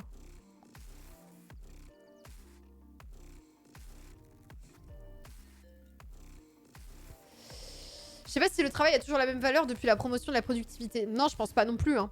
Il y a quelques siècles, il n'y avait pas autant d'outils pour calculer la productivité. Avant, le travail devait servir de survie, tandis que maintenant, il sert à la croissance. Mais la croissance, elle sert au profit de gens qui ne... C'est pas ce pourquoi toi tu travailles, quoi. C'est ça, en fait. Ça sert à un truc qui est tellement abstrait et qui va pas avoir d'impact sur ta vie. C'est ça qui me frustre.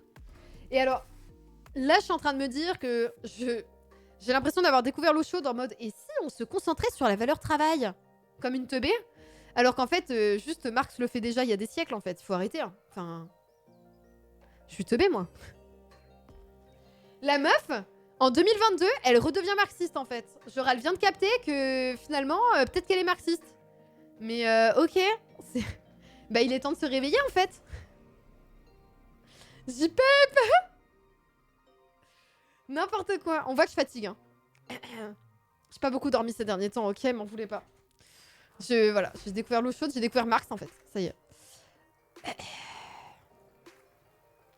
Déjà, aujourd'hui, en cours, j'ai utilisé le terme de masse laborieuse sans réfléchir. Je me suis dit, oulala, qu'est-ce qui se passe là? La boucle est bouclée. J'ai commencé les sciences sociales par le marxisme. C'est parce que j'ai lu le manifeste du Parti communiste que j'ai commencé les sciences sociales. Et maintenant, me voilà à parler de Marx presque 10 ans plus tard. Moi, je pense que la boucle est bouclée. Un Marx et ça repart, exactement. J'ai mal au ventre. Je crois que ça m'aide pas du tout cette boisson. Hein. Heureusement, je l'ai bientôt fini, mais là... Alors, je vérifie s'il y a quelque chose. Ah oui, il y a une compétition pour l'accès au territoire qui confirme le caractère déterminant du conflit.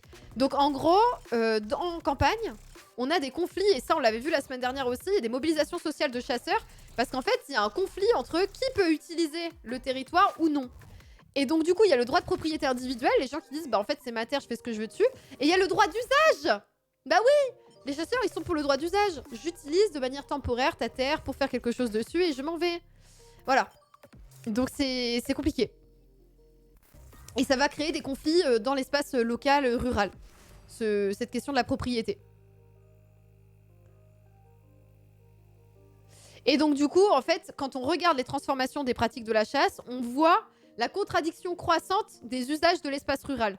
Il y a de plus en plus de gens qui veulent l'utiliser pour se balader, pour avoir une vie de famille, etc. Bref, l'enfer. Épidémie de gaz chez les streameuses. Ah oui, vous avez vu Nat? Elle a été à l'hôpital parce qu'elle est en train d'exploser du ventre. Non, non, j'ai juste... je pense... j'ai pas assez mangé peut-être, je sais pas. Tu reboucles sur ce que Marx a effectivement dit. La mode en ce moment, c'est de faire plus ventriloque pour prétendre que Marx appelait à voter Méluche. Ouais, non mais... Moi, la différence, c'est que j'ai lu Marx, quoi. Donc forcément... J'oublie des fois, en fait. Des fois, je me dis... Ah, c'est pas mal cette idée. Je crois que je l'ai eu moi-même et c'est juste un truc que j'ai lu et j'avais oublié. Et après, du coup, je m'en souviens. Mais... Mais l'avantage, c'est que j'ai lu les trucs, donc ça va. Bah, j'ai pas tout lu non plus, hein. Tout le Capital, on va pas déconner. Lenny, il aurait voté Mélenchon, hein, c'est sûr. Oui, alors Nat, vous avez pas vu l'histoire de Nat? Allez, parenthèse prout. Parenthèse prout, si vous voulez. Avec plaisir. Nat qui dit première fois en ambulance, il y a des néons roses, je suis refaite. J'aimerais vous dire que tout va bien, mais honnêtement, je ne sais pas. Et elle appelle aussi à voter Mélenchon parce qu'elle a lu Marx. Hein. Attention. Et là, elle dit je me suis réveillée à 6 h avec une douleur atroce au ventre. Je me suis dit c'est une intox ou un ulcère. La douleur m'empêchait de marcher ou de parler. Je me suis sérieusement demandé si j'allais mourir. Et en fait, ce qui m'a mis au sol, c'était des gaz. Voilà. Voilà. Et elle dit le terme PTDR n'aura jamais été aussi accurate. Voilà. Donc Nat a des gaz. J'espère que vous êtes vraiment priorité au direct. Nat a des gaz.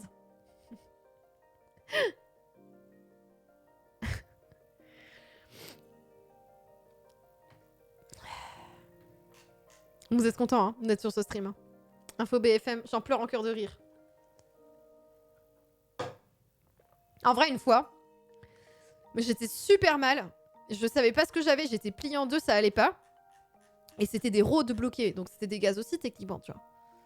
Et je savais pas. Et j'étais en mode, mais qu'est-ce qui se passe avec mon corps?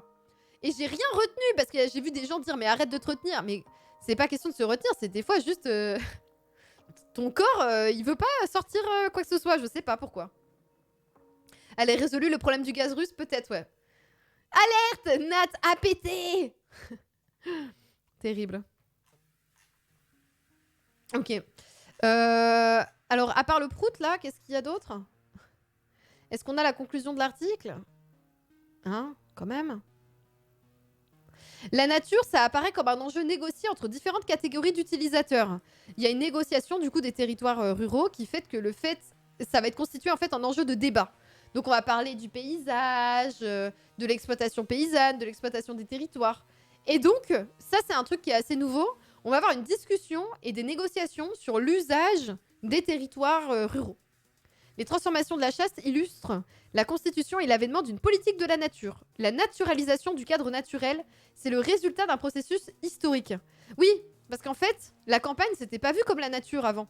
Et progressivement, il va y avoir, j'arrive plus à articuler, je suis désolée, il va y avoir un processus historique qui va faire que on va concevoir la campagne, non pas juste comme endroit, voilà, ressources accessibles, mais comme nature à défendre, à protéger, etc. Et donc, on va avoir une politisation de la question naturelle et du cadre naturel. De la gestion, de son aménagement, de la consommation, ça va devenir l'objet de débats et de conflits. Et c'est ce qui va faire que la chasse va être aussi mal vue aussi progressivement. À partir de quand? Ben nous, là, le texte, il date des années 80. Et donc, du coup, il dit que c'est une transformation. Comme c'est un processus, tu peux pas dire « Ah bah, ça a commencé ici et ça se termine là. » Parce que c'est jamais achevé et puis c'est un truc au long terme, tu vois. Mais rien compris. Je me reconcentre. Déjà que j'arrive plus à articuler, là. Avant, la campagne, ok? Allez voir les vaches. Personne n'en avait rien à foutre. Vaches, manger. Champ, travailler dedans. Forêt, chasser. Champignons, à la limite. C'est tout. Progressivement, la chasse, ça a été mal vu parce que les gens, ils avaient envie de se balader. Ils disaient, oh, c'est la nature. Je vais me balader avec les enfants. Et donc, progressivement, la nature, la campagne, ça va être perçu comme des zones rurales, naturelles, belles, à protéger et à défendre. Alors que ça n'a pas toujours été le cas. Avant, c'était juste des ressources et basta. Et donc, c'est un processus qui est arrivé, mais c'est pour ça que je réponds, ris du coup. Je ne peux pas te dire à partir de quand, parce que je te dis que c'est un processus. Donc ça n'a pas commencé en 1830 et ça s'est arrêté en 1980, je n'en sais rien. C'est un processus. Donc là, lui, il a écrit le texte dans les années 80 et il parlait surtout des années 60. Donc peut-être qu'à partir des années 60, ça devient un enjeu politique. Et donc là, on peut se dire, ah, le débat a émergé. Voilà. Mais c'est un truc qui commençait à arriver avant. Voilà, les urbains qui sont dans un délire de retour à la Terre, ça c'est un truc très nouveau, ça pour le coup par contre. Des gens qui vivent, puis ça a été un peu, on appelle ça les néo-ruraux. Ça a été accéléré un peu avec les confinements aussi. Des gens qui se disent mais j'en peux plus de la vie en ville, en fait je me casse, je retourne à la campagne ou je vais vivre à la campagne alors que j'y suis jamais allée. Et donc on va avoir comme ça des gens qui viennent de zones urbaines et qui vont vivre en campagne. Et ça c'est un nouveau processus. Quand ça commence, je pourrais pas vous dire. Mais il y a une nouvelle intensification, en tout cas récente. Et donc ces personnes-là qui arrivent en campagne, elles n'ont pas envie de se faire fusiller le cul par un chasseur alors qu'elles promènent le chien, qu'elles font du vélo ou qu'elles vont se balader avec mémé, balade digestive. Donc ça veut dire qu'il va y avoir des négociations de l'usage des territoires. La campagne, avant, on se posait pas de questions. Juste on y vivait, on y travaillait, on y chassait. Enfin voilà, on faisait notre vie. Et là, d'un coup, ça va être la merde parce qu'il y a des gens qui vont avoir un nouvel usage de la campagne. Et il va falloir, du coup, avoir des conflits, quoi. Des embrouilles. Il y a des embrouilles. Mais dégagez! Mais dégagez! Merci, Lexi. Mais parce que je ne sais pas expliquer des trucs sans gueuler. Je ne sais pas expliquer des trucs sans gueuler. C'est ma faute. Oh là là. Bienvenue. Vous êtes super bien accueillis pour ce raid. Bienvenue, le raid. Bienvenue. Bienvenue à toutes et à tous. On était en train de parler des néo-ruraux, est-ce que vous connaissez? Merci beaucoup, Lexi. Oh là là, j'imagine tes cours. Quand j'explique quelque chose, je gueule. C'est vrai que ça peut faire peur, pour le coup. Dès le Moyen-Âge, est-ce qu'ils se disent ça? Non, non, non, non, non.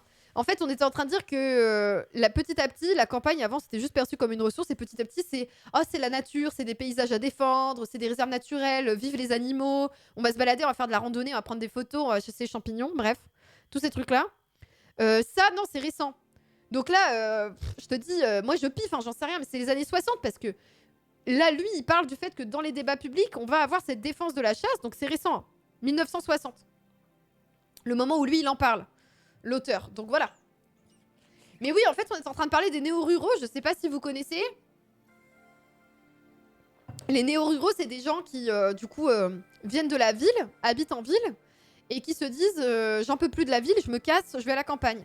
Et qui vont aller vivre dans des villages, des fois qu'ils ne connaissent pas du tout, dans lesquels ils n'ont pas d'ancrage local, il n'y a personne de leur famille qui vit à la campagne. Et soit ils retournent quelque part, où il y a des bouts de leur famille, soit ils vont carrément vivre dans de nouveaux lieux. Les néo-ruraux. C'est la gentrification des campagnes, voilà, c'est un peu ça. Salut Odium. Alors, t'as pas forcément que des gens riches, hein. Mais oui, t'as des gens... Bah, surtout que la vie en ville, surtout dans les centres-villes, ça devient de plus en plus cher. Mais ouais, voilà, il y a des gens qui vont quitter la ville pour aller vivre à la campagne. Et alors ça, c'est un processus qui est pas nouveau, mais ça c'est intensifié, notamment avec le confinement, où du coup, il y a plein de gens qui se sont dit « Mais j'en peux plus d'être confiné dans mon petit appart en ville, et je vais peut-être me casser, retourner vivre à la campagne, quoi. » Salut Corbidalas. Voilà. Et donc, ce que je disais, c'est que c'est super compliqué de dire quand est-ce que ça commence, quand est-ce que ça s'arrête et tout, parce que c'est des changements progressifs.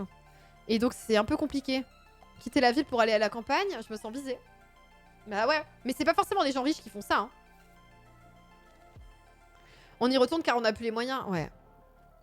Et donc ce qu'on était en train de dire, c'est que ces personnes-là, du coup, qui quittent la ville pour aller vivre à la campagne, dans des lieux qu'elles ne connaissent pas forcément, dans lesquels elles ne sont pas considérées comme des locaux de base ou des natifs, eh ben, ça va créer des conflits parce que les personnes qui vivent à la campagne, ils ont des modes de fonctionnement qui sont très centrés sur... C'est des gars du coin, quoi. C'est des personnes du coin. Ils connaissent le coin, ils connaissent tous les gens. Et donc, du coup, d'avoir des personnes qui vont considérer comme étrangères au village, ça peut créer des conflits dans les pratiques, les usages. Et donc, en gros, peut y avoir des embrouilles. Donc voilà, c'est ce que dit Akita sur il porte plainte contre le clocher de l'église, l'odeur de la ferme, le coq et tout. Bon, ça, c'est le cliché des Parisiens, pour le coup, voilà. Mais pas forcément, c'est pas forcément ça. Mais ça va être... on a l'habitude de fonctionner de manière très différente par rapport aux gens de la campagne. Les gens de la campagne fonctionnent sur le temps long. Ils sont là depuis plusieurs générations parfois. Et donc du coup, pour s'intégrer dans le mode de vie rural, ça peut être parfois compliqué, quoi. Et tu peux avoir des gens qui vont pas te parler ou enfin, si tu vas vivre à la campagne, tu peux, si t'as personne de natif de cette campagne-là dans ta famille, tu peux être exclu pendant des années, quoi. Et ça, c'est pas un cliché pour le coup. Malheureusement, c'est un mode de fonctionnement. En fait, c'est pas malheureusement ou heureusement, c'est un mode de fonctionnement de la vie en zone rurale qui est un mode de vie renfermé sur soi, mais c'est normal en fait. C'est une forme d'entre-soi de gars du coin, de locaux, qui du coup se connaissent, sont ensemble depuis parfois plusieurs générations, ils connaissent les enfants d'eux, les cousines d'eux, enfin bref.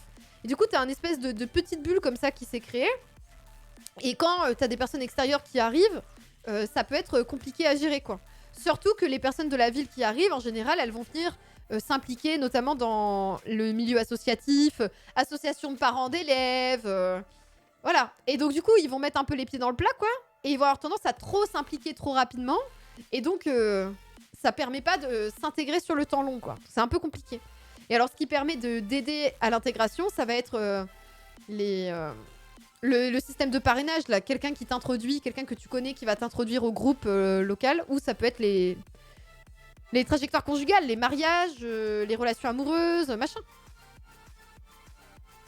Voilà, c'est ça, c'est un entre-soi, tout le monde se connaît, se fréquente les mêmes endroits, le club de foot, etc. Les néo-ruraux ont pas les mêmes pratiques culturelles, c'est ça. Tu connais par cœur ou sur Google? Non, je parle. Là, je parle moi, là. Je suis sur rien du tout, là. C'est vraiment moins cher de vivre à la campagne, je me rends pas bien compte. Alors ça, je peux pas te dire, le quantifier.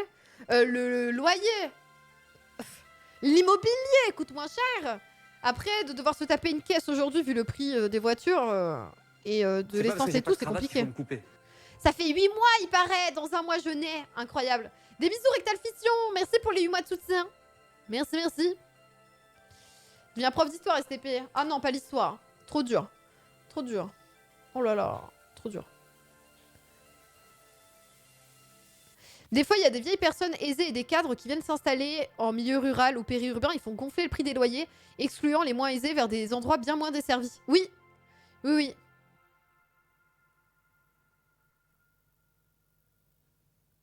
Quel enfer. En fait, justement, ouais, quand t'as cette vague de personnes qui vont vivre à la campagne, dans certains lieux, du coup, ils vont vivre à la campagne dans certains coins, et paf, tu vas avoir cette vague de personnes comme ça. Et du coup, il y a des gens qui vont juste plus pouvoir vivre ici, quoi. Perso, dans le village de mes parents, les prix ont explosé avec le Covid. C'est vrai? Truc de ouf, hein. Mais je crois que chez mes parents, c'est en train d'exploser aussi parce qu'ils sont en train de rejoindre le Grand Poitiers, là. C'est nous, le Grand Poitiers. Incroyable.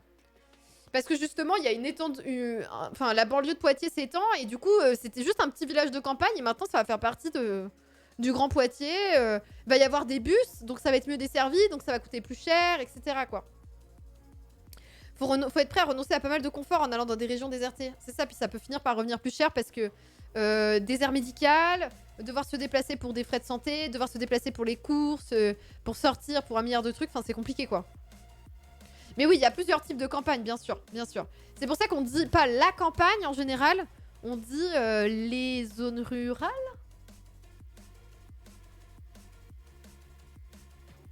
Le Grand Poitiers, d'un point de vue parisien, ça fait bizarre d'entendre ça. Oui, oui, bah comme la métropole de Lyon, en vrai, par rapport à Paris, c'est pas grand. Hein. Mais le Grand Poitiers, ouais, ça s'appelle comme ça, le Grand Poitiers. C'est comme la... C'est pas une métropole, parce que... Enfin, c'est pas comme Lyon, quoi. Mais c'est un truc beaucoup plus enveloppant, avec plein de zones autour qui ont été incluses dans la ville de Poitiers. Poitiers, c'est vraiment pas grand. Oui, non, mais d'accord, mais le Grand Poitiers, c'est la banlieue, si vous voulez. Oh, c'est comme ça que ça s'appelle, c'est le nom, il y a un logo et tout, Grand Poitiers, qu'est-ce que vous voulez que je vous dise? Ça va là, les Parisiens. Un sup. C'est pas ma faute si c'est le nom, évidemment c'est pas grand. Oh là là, s'il faut aller en Lozère, là t'es sûr qu'il y a aucun parigot? En Lozère, ah bon? Je suis des Deux-Sèvres. Je déteste les gens des Deux-Sèvres. Combien d'habitants à Poitiers? C'est une bonne question. Je vais... Bah, dans Poitiers ou dans le Grand Poitiers? 87 000 habitants. Non, Poitiers.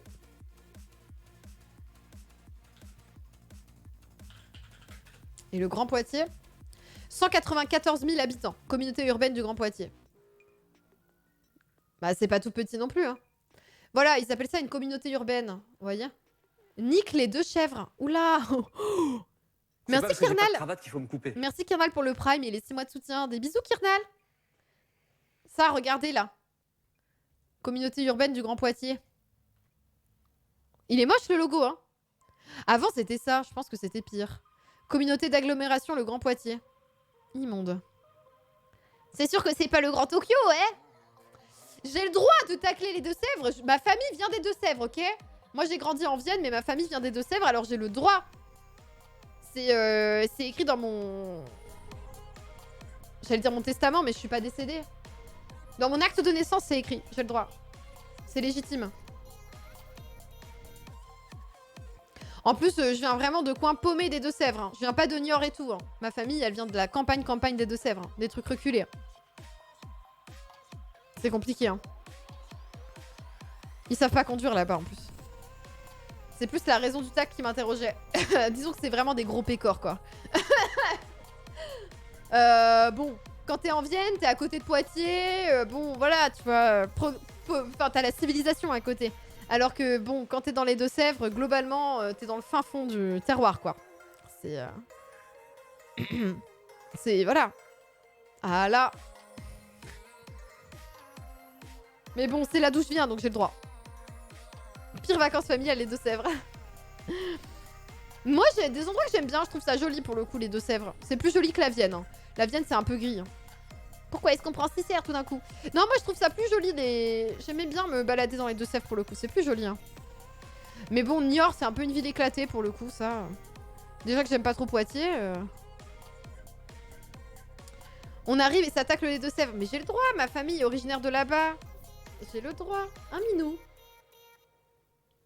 Regardez, il s'est gratté la tête, il s'est encore fait mal. T'es chiant, minou. Le bocage, oui. C'est joli, hein. Moi, je trouve ça joli, tout ça.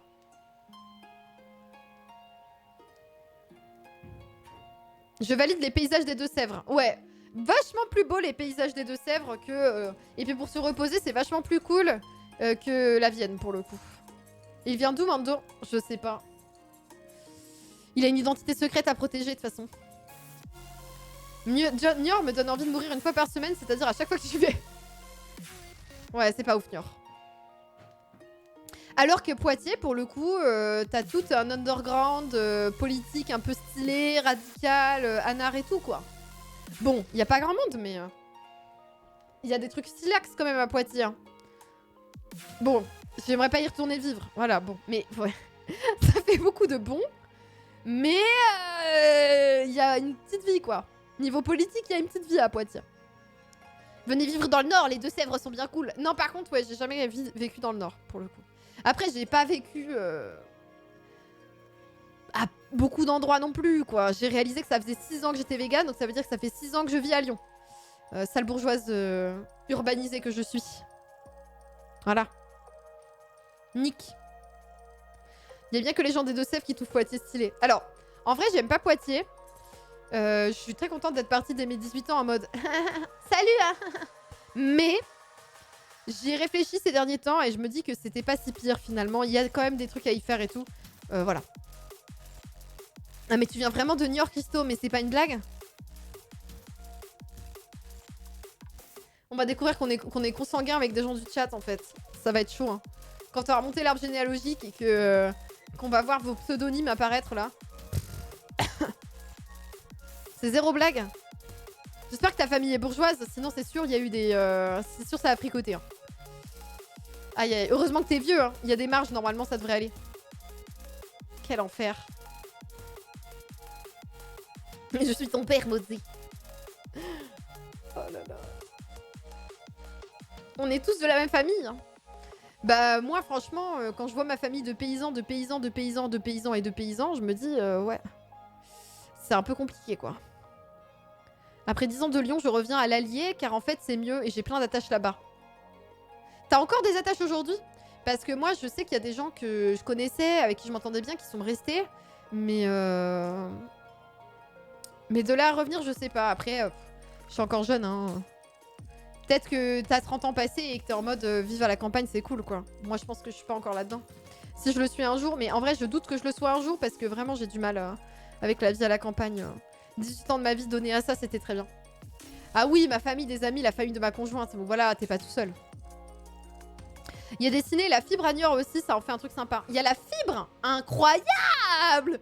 Waouh, Bressuire. Ah ouais, coup dur. Bah moi je vais vous dire d'où vient ma famille. Alors vous voulez vraiment... Attendez, je me souviens plus du nom du bled parce que...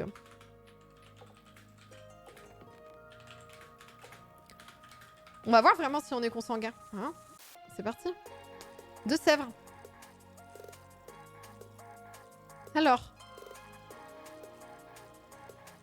Ah mais c'est ici sur la carte les Deux-Sèvres. Moi je sais pas situer les trucs. Hein.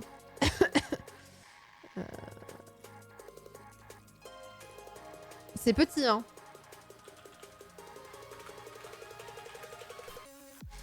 Ma famille ne vient pas de là-bas. Ah, donc c'est bon, pas de consanguinité.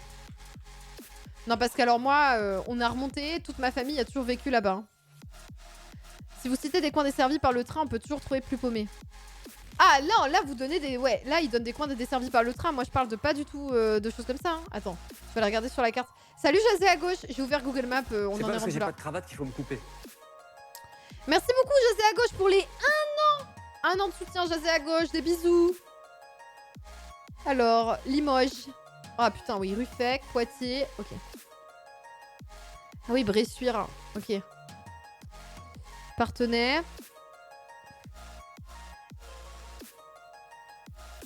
Oh, je regarde les noms et je suis au bout de ma vie. Sensay.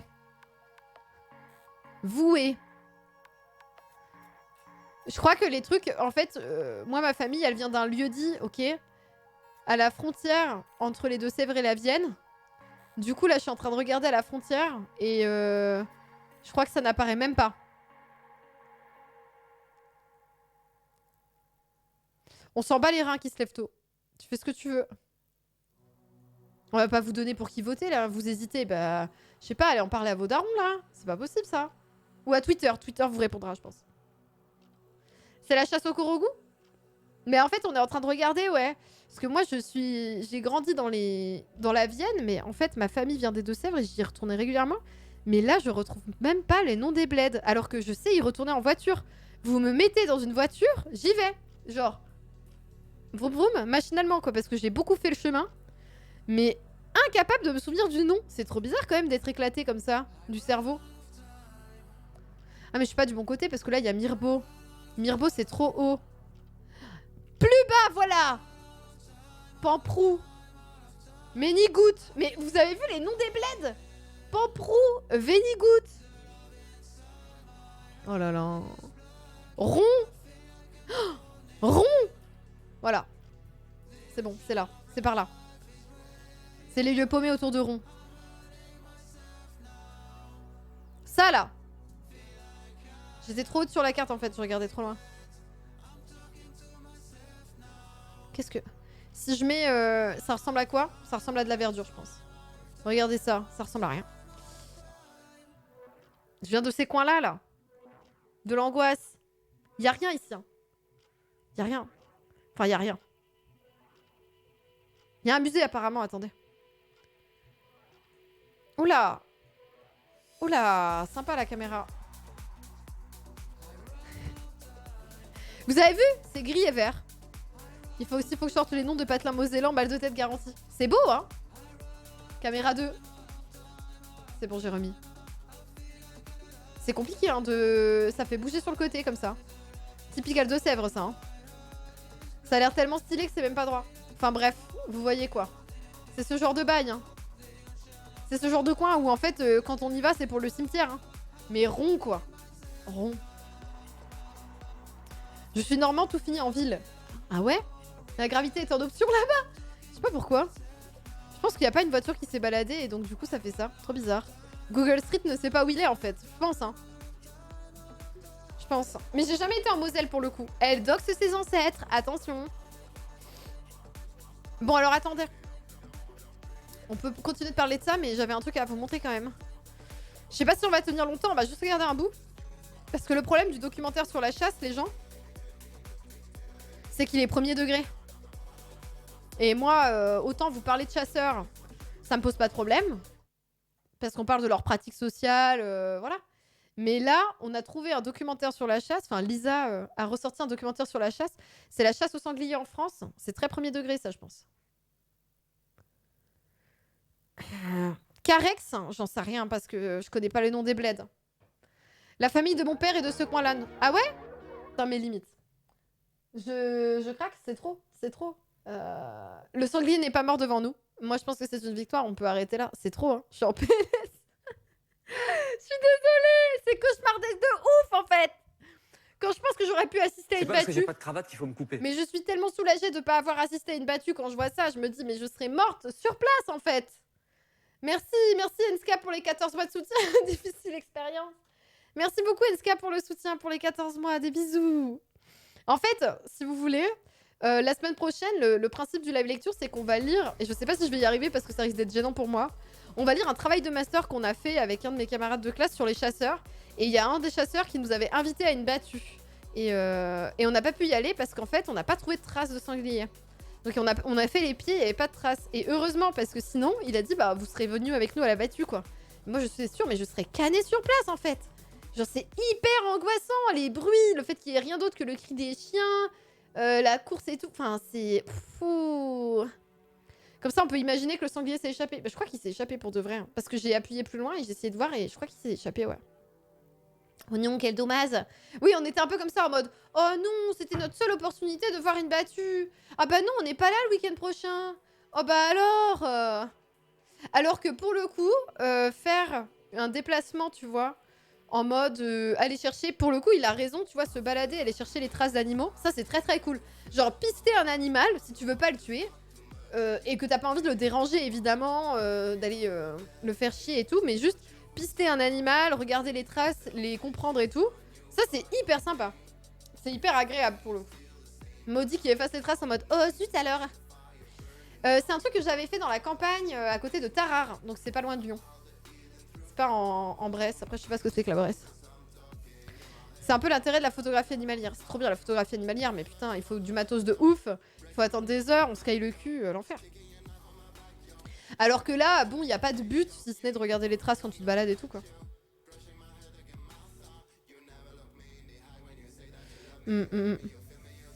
Mais bref, du coup, là, comme je suis éclatée et que j'arrive pas à articuler, je pense qu'on va s'arrêter là. On a lu le texte de Chamboredon, on a survécu, alors que c'est quand même écrit de manière ultra difficile, c'était un vieux texte et tout. On a quand même ressorti des trucs importants, genre que...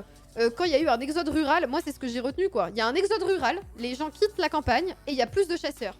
Parce que du coup ils rentrent chasser le week-end et ça leur permet de créer et de garder un lien avec le village dont ils sont originaires, de créer un lien avec les gens, une proximité et tout.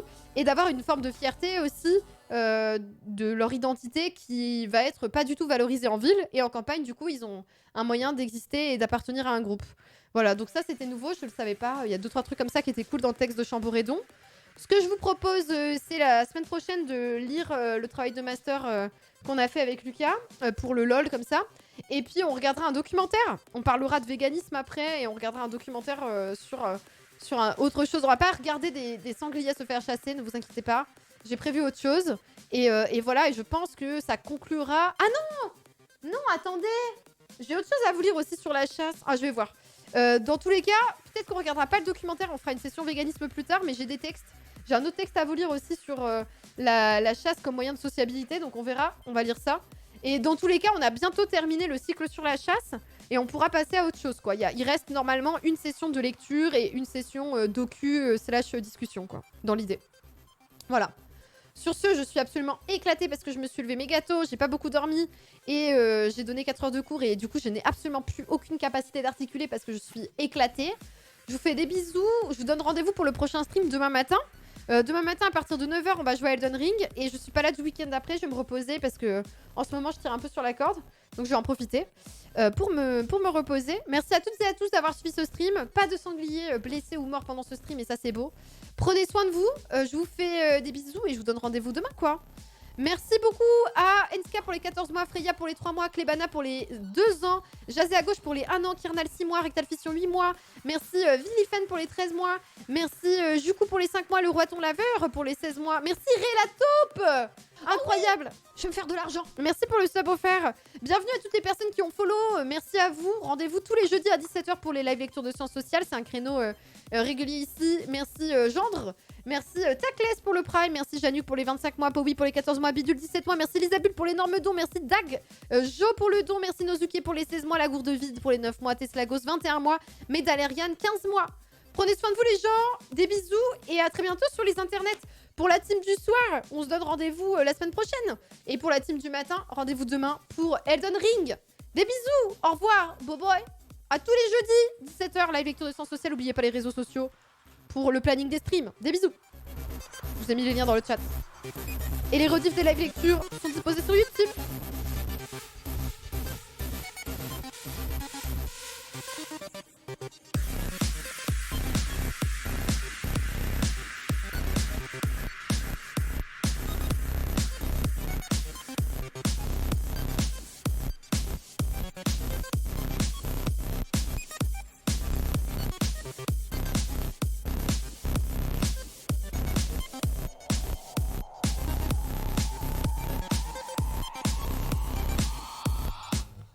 Il y a Alice qui fait du react et qui est en train de broder Poutou.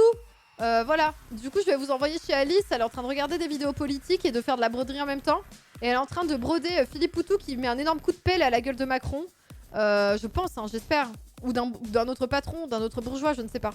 Des bisous. Bonne découverte de la chaîne d'Alice Rage qui fait régulièrement du coup des live react et de la broderie. Au revoir.